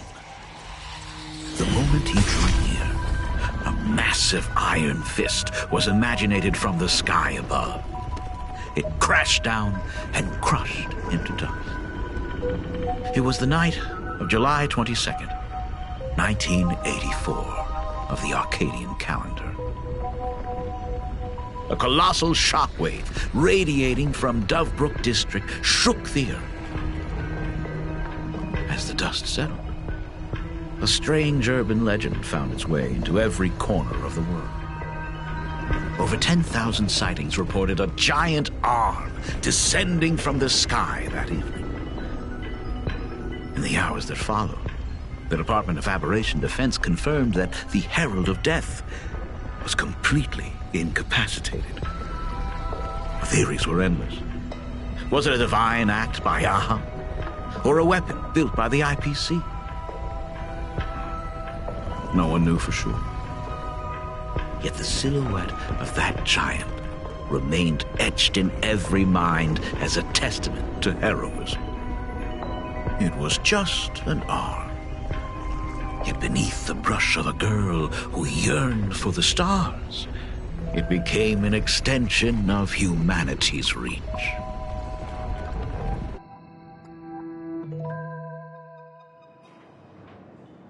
The girl achieved her dream, and the stars set sail once more.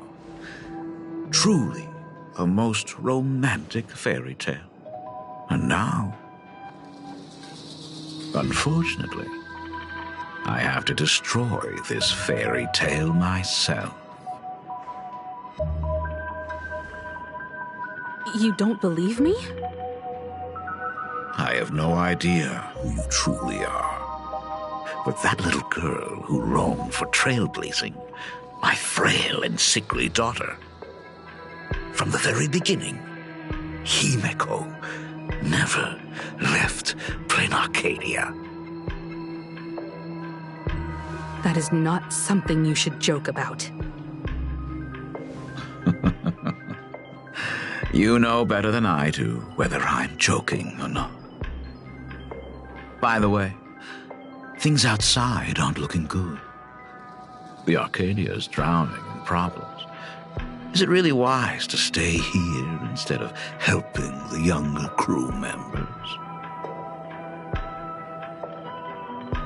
Those kids are all grown up now. They can handle their mission. And as for myself, I am staying right here to deal with the biggest problem of all.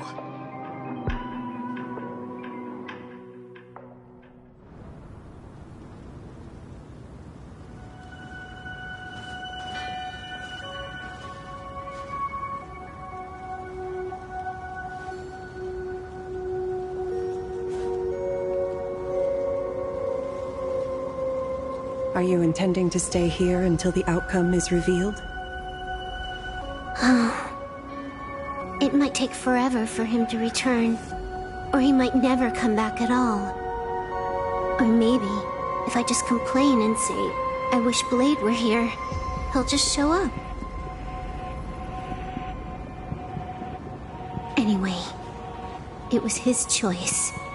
We already said our goodbyes. Thank you for staying with him until the very end. Now, it is time to deal with your matters. Gray-haired girl, you seek me out with her token in hand. What is it that you desire?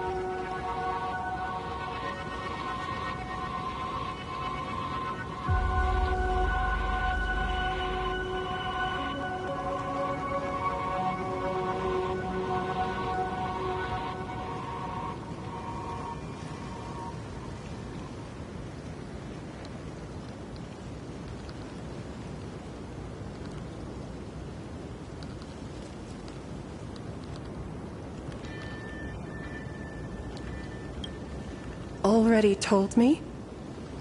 Our first meeting was just before we took the boat here. I only answered the call of wish power because of that mask. The one painted by Evanesia. Without it, I would not be here. So, who is this me you speak of? Me, of course. Not you again. A meanie will always be a meanie.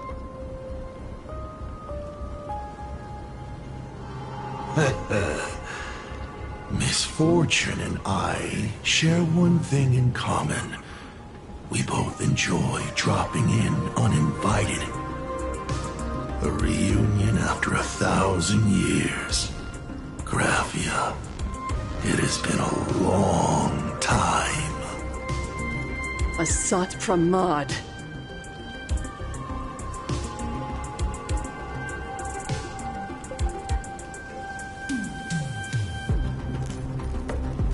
Back at Ingford Hermitage, what you heard was only half the story. 1,000 years ago, amidst the ruins of Ahatopia, I found a baby girl on the verge of death. Her cold, lifeless body reminded me of the legend of Elation. Aha heard an infant cry and burst into laughter. Too bad I never did get the joke. So I came up with a much better one. I infused that child with the power of destruction, giving her the rebirth of a Void Ranger. I taught her to paint her monstrous beasts using the life of the veracity as pigment, all to carry out the Legion's divine will. Graphia, your name was your commission, to paint the world and carve a trace of our lasting glory just before the world meets its destruction. You were doing so well, right up until you saw that express crash. It gave you ideas, Graphia. Unrealistic, foolish ideas. Since that day, I have had nothing to do with you or your destruction. Your failure began the moment you tried to destroy the Express. All you did was turn the spirit of the Nameless into a rallying cry for rebellion. I took the power you forced upon me and used it to save the innocent.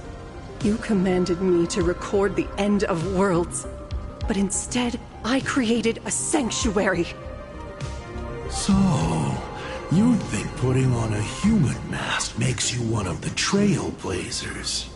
How amusing. Look at yourselves. That weathering curse is still eating away at you and your kin. It is the inescapable price for being a child of destruction who dares to betray her fate. World and canvas, a total disaster. Yet you still try to dress it up as a victory. Do you know why I haven't spared Ahatopia a single glance for an entire millennium? Because you bore me. But now, things have changed. Someone far more interesting than you has returned. And unlike you, she is the real deal. A genuine Nameless. That is why I have returned. Simply to tell you all this.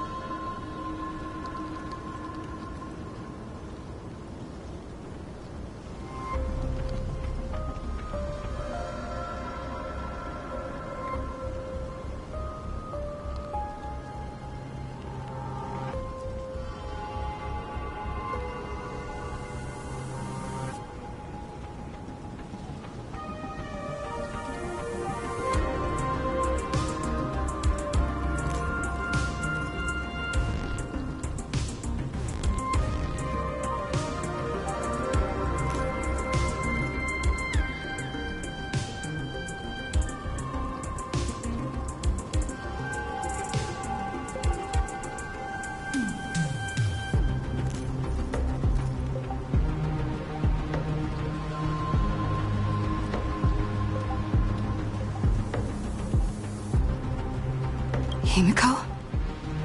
I've had my fill of this drama. Now, I'm dying to see how your face handles my fist.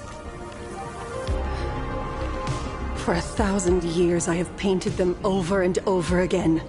Every innocent life you extinguished during the Sind Earth Age. Tell me, Asat Pramad, are you prepared to face their fury?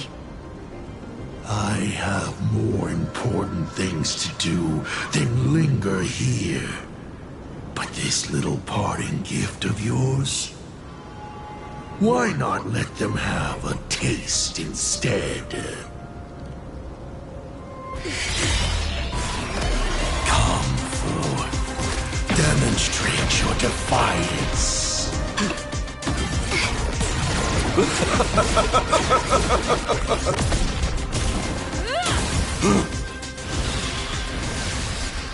Is it over? Watch out! Pity. Such a clean strike. But the odds of success are 0.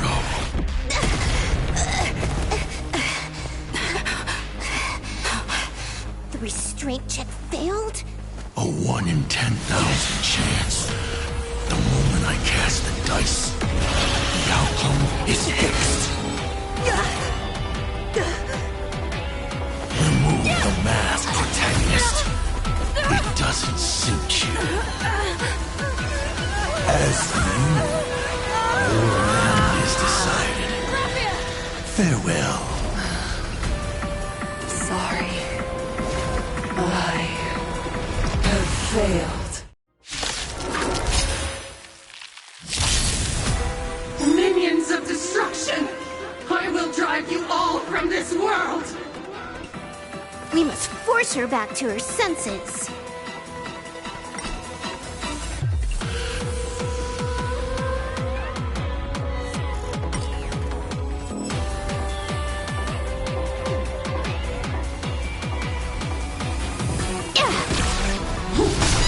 Burn, vengeful spirits! Didn't we have to go full force? Of course not. That is exactly what that Mimi wants.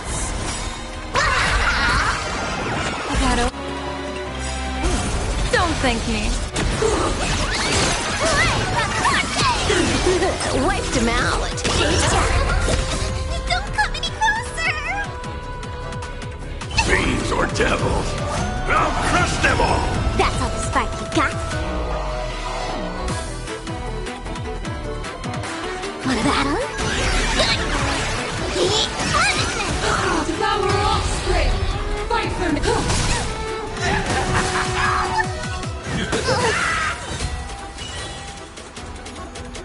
Let me teach you some moves!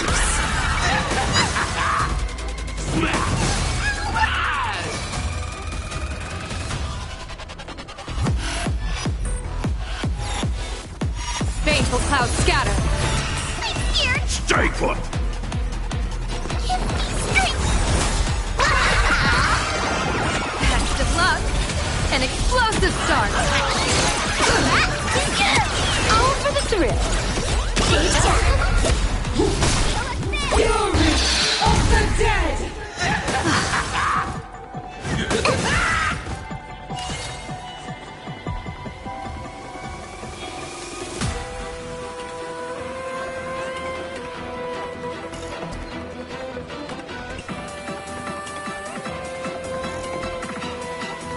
Big thanks to the Fluffy for the super chat.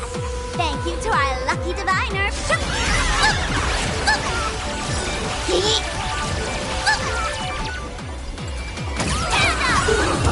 Top tier play.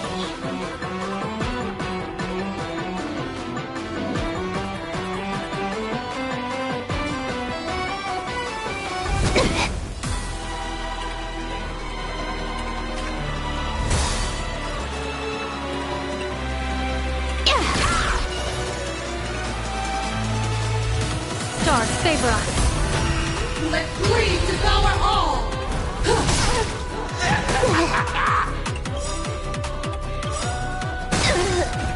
Dear viewers, I've you part of the end of the world.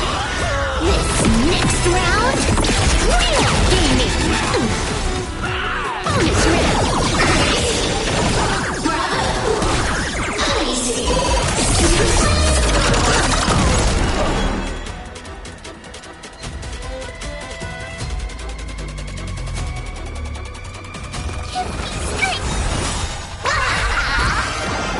Best of luck. An explosive start.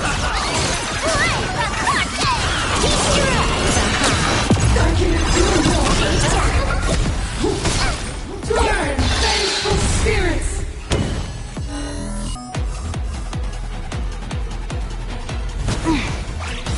I can endure more! Baneful clouds scatter.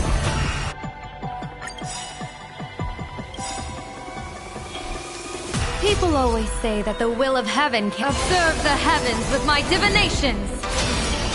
Don't come any closer! Fiends or devils, I'll crush them all! That only. Don't thank me. This is Hawkeye! Bonus round! Absolutely cannot let you touch this place! Depart once more!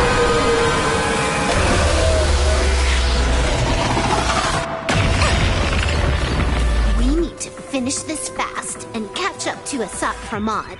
Looks like I have to use level 999 one more time. No need for that. If a sword is needed, let it be mine.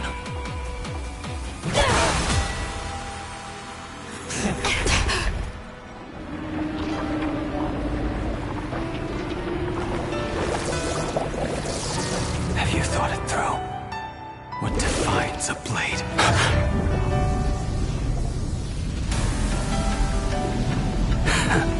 The sharpness that endures after all has worn away.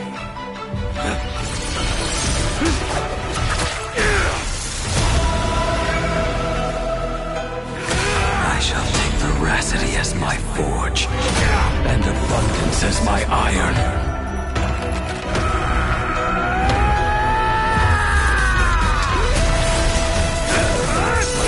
Die a thousand deaths. Tempered into a blade!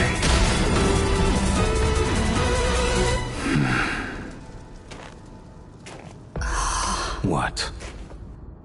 Not even a welcome back?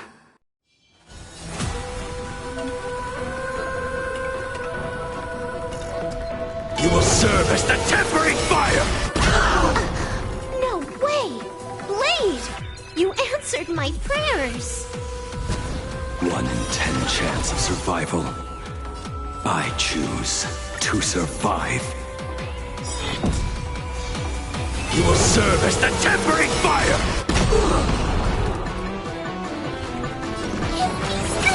I love the dream killer.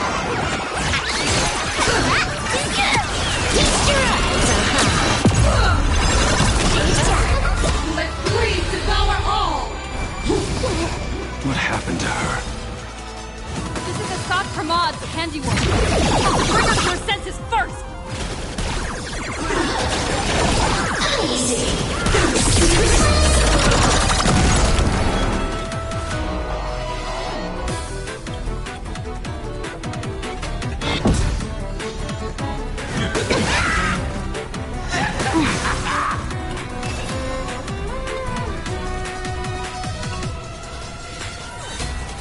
What about...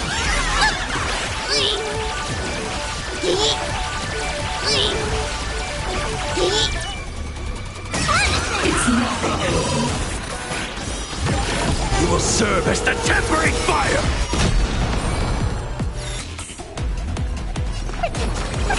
This backup is... Let blood be paid! Blessing in disguise. This is Hawkeye!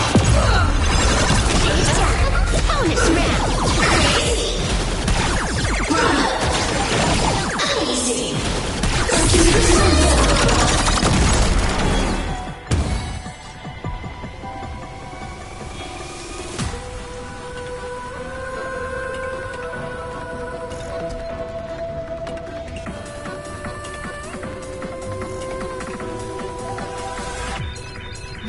Today's a good day for attacking. Trust me. Devour offspring! Fight for me! Blessing in disguise. I'm gonna hold everyone back again! Give me strength! This backup is God tier. Fiends or devils, I'll crush them all! That only. Don't thank me. You will serve as the tempering fire! Absolutely cannot let you touch this!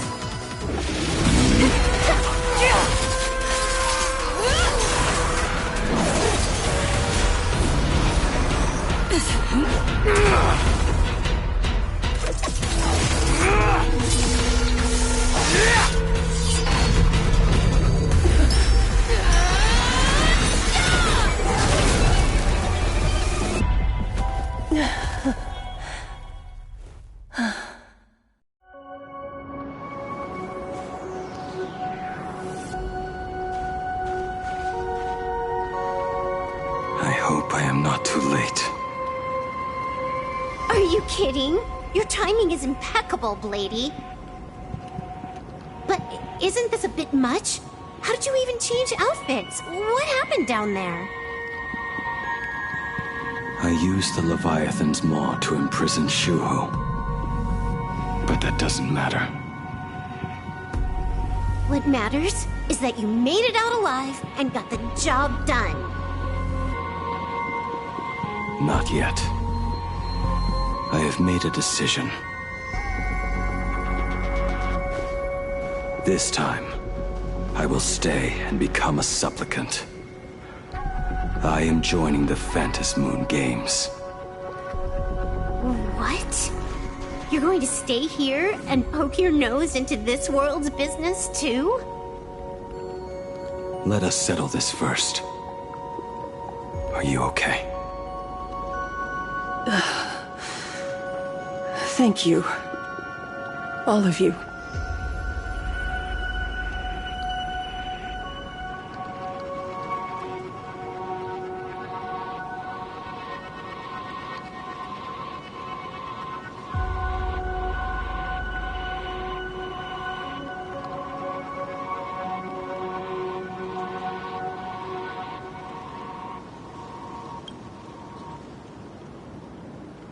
I will do everything I can to help you. As long as the canvas remains, Asat Pramod cannot kill me. You have fulfilled what Evanescia entrusted to you. It was all me. For 1,000 years, I was the one obsessed with bearing every responsibility alone. Asat Pramod was right after all. I have been a ghost of 1,000 years past, arrogant enough to think my seal over the world and canvas was unbreakable. I really believed that accumulated wish power would be enough to strike him down when he returned. We are up against the same nightmare that survived a whole Sindearth age. The same monster that an entire era could not even overcome. Just how did he even sneak into the world and canvas?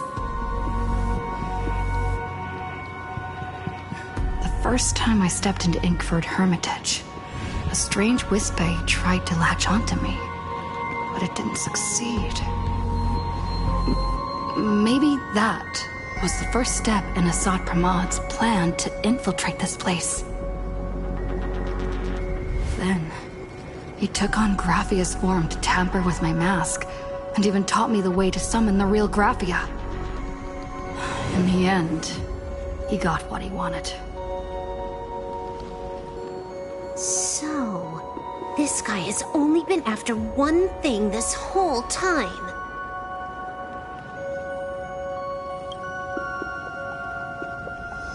And to awaken the husk of the veracity, we need to leave this place as soon as possible. The giant maw that swallowed me is starting to stir. But he mentioned he had something more important to do. What is that even supposed to mean? He has so much on his plate, no way he can split himself into pieces and handle everything at once, right? 1,000 years ago, the demon lord from beyond invaded Ahatopia. The power he unleashed was beyond all comprehension.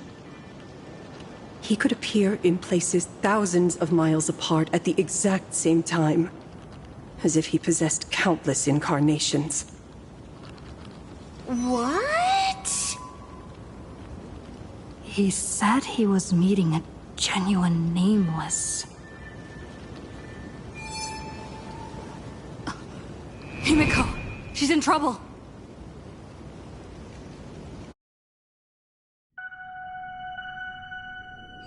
The biggest problem? Do you mean me?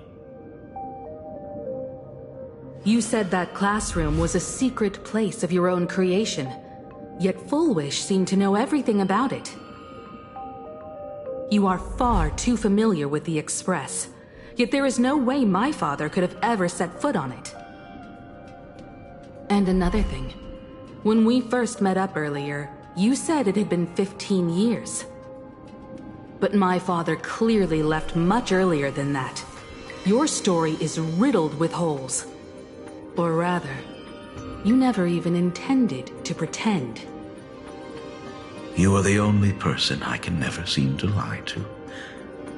And about that last point, it was just a slip of the tongue.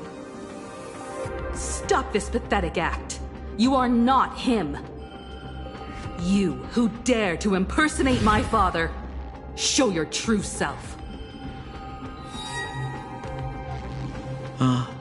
It seems our pleasant little father-daughter chat has come to an end. Buying time, keeping me pinned down. Oh, you played your part well along the way. If I proved to be more dangerous than anticipated, you would be right there to shield your companions. But, Navigator, you still overlooked one possibility, the most fatal one of all. Why don't you try to guess at what exact point did I take Ryosuke's place?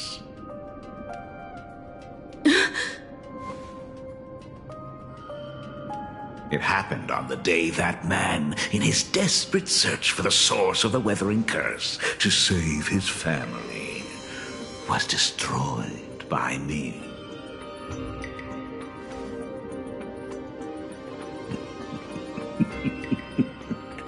That year, Himeko was 6.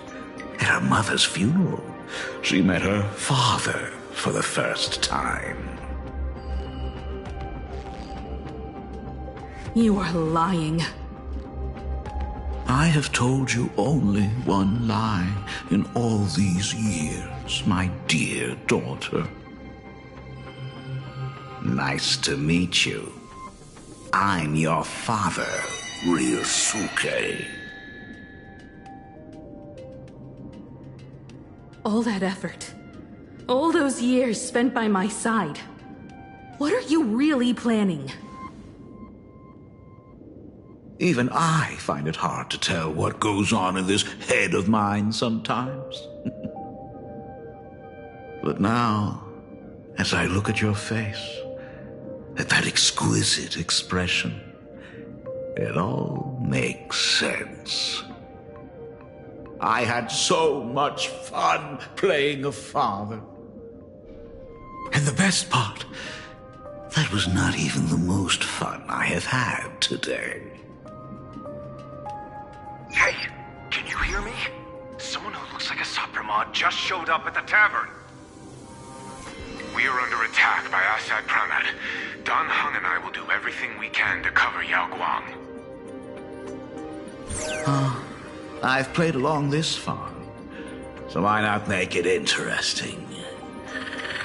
Let us add a dash of red to our little opening act. You have proven your theory by tearing off the mask of Ryosuke. As a courtesy, it's now time to strip away your disguise. The ugliest lie of the Trailblaze. The truth that has been hidden for 15 years. When the Phantom Moon is full again, I will be there as I have promised. I will come back with so many stories to tell you. The girl looked up at the stars, but in her heart, she was terrified of setting out. She was afraid of the universe, and even more, she was afraid of the weight of responsibility. In the end, she'd left her wishes to someone else. As for her, she chose to lie in a grave and stay in the Arcadia forever. Ryosuke's daughter Himeko is long dead. When she saw how vast the stars really were, she ran away. Just as the Trailblaze will always converge with the destruction, culminating in awe-inspiring obliteration.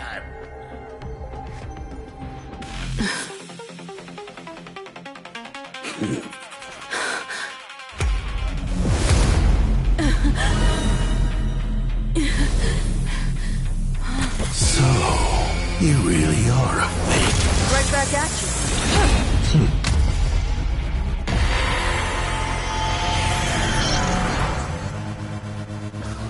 O denizens of this Arcadia, lost in its splendor, once I beheld the ash. The biggest problem?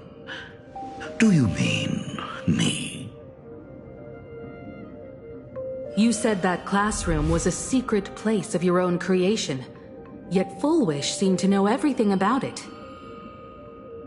You are far too familiar with the Express, yet there is no way my father could have ever set foot on it. And another thing, when we first met up earlier, you said it had been 15 years. But my father clearly left much earlier than that. Your story is riddled with holes. Or rather, you never even intended to pretend. You are the only person I can never seem to lie to. And about that last point, it was just a slip of the tongue.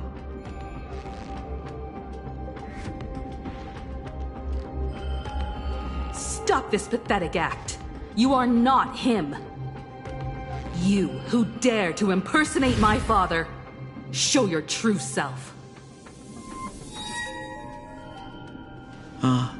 It seems our pleasant little father-daughter chat has come to an end. Buying time, keeping me pinned down. Oh, you played your part well along the way. If I proved to be more dangerous than anticipated, you would be right there to shield your companions. But, Navigator, you still overlooked one possibility. The most fatal one of all. Why don't you try to guess at what exact point did I take Ryosuke's place?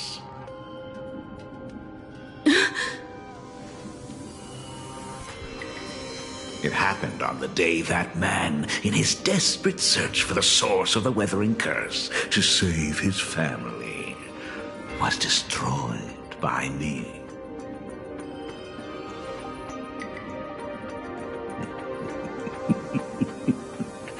That year, Himeko was 6. At her mother's funeral, she met her father for the first time. You are lying. I have told you only one lie in all these years, my dear daughter. Nice to meet you. I'm your father, Ryosuke. All that effort, all those years spent by my side. What are you really planning?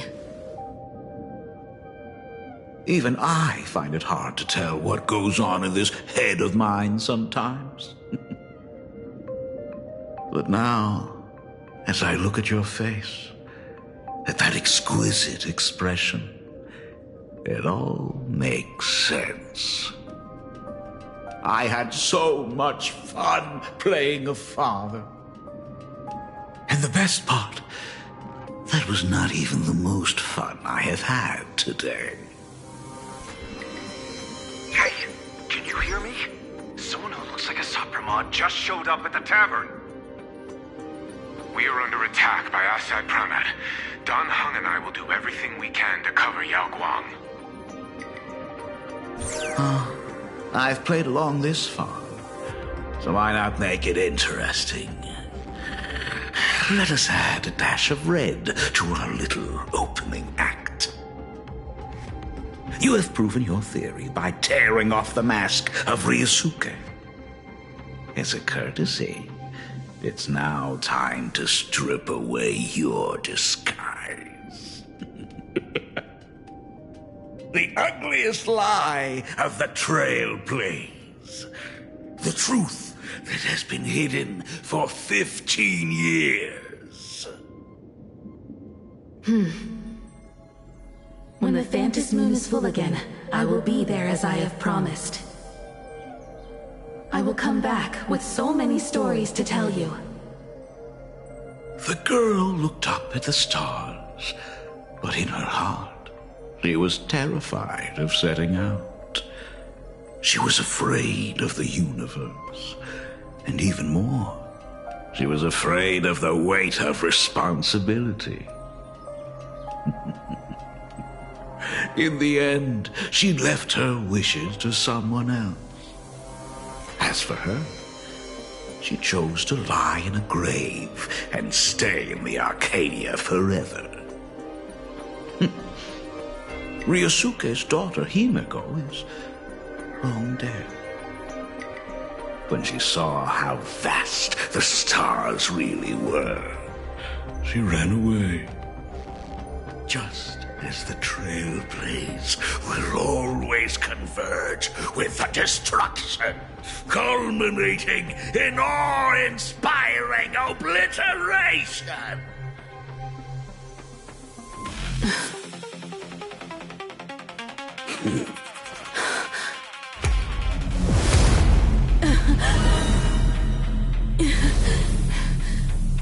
So, you really are a fake.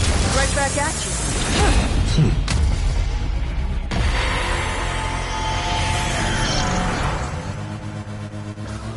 O denizens of this Arcadia, lost in its splendor. Once I beheld the Astral Express rise again towards the stars. Since then, you have known 15 long years of unbroken peace.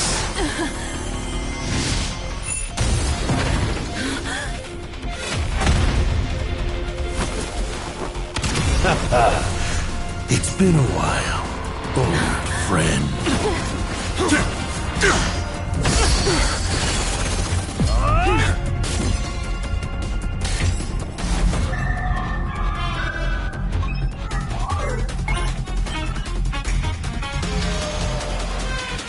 For 15 years it was I, Asai, who delivered every promise of beauty to this Arcadia in advance.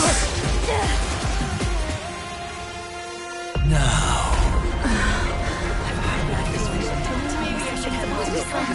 please indulge in these long overdue surprises.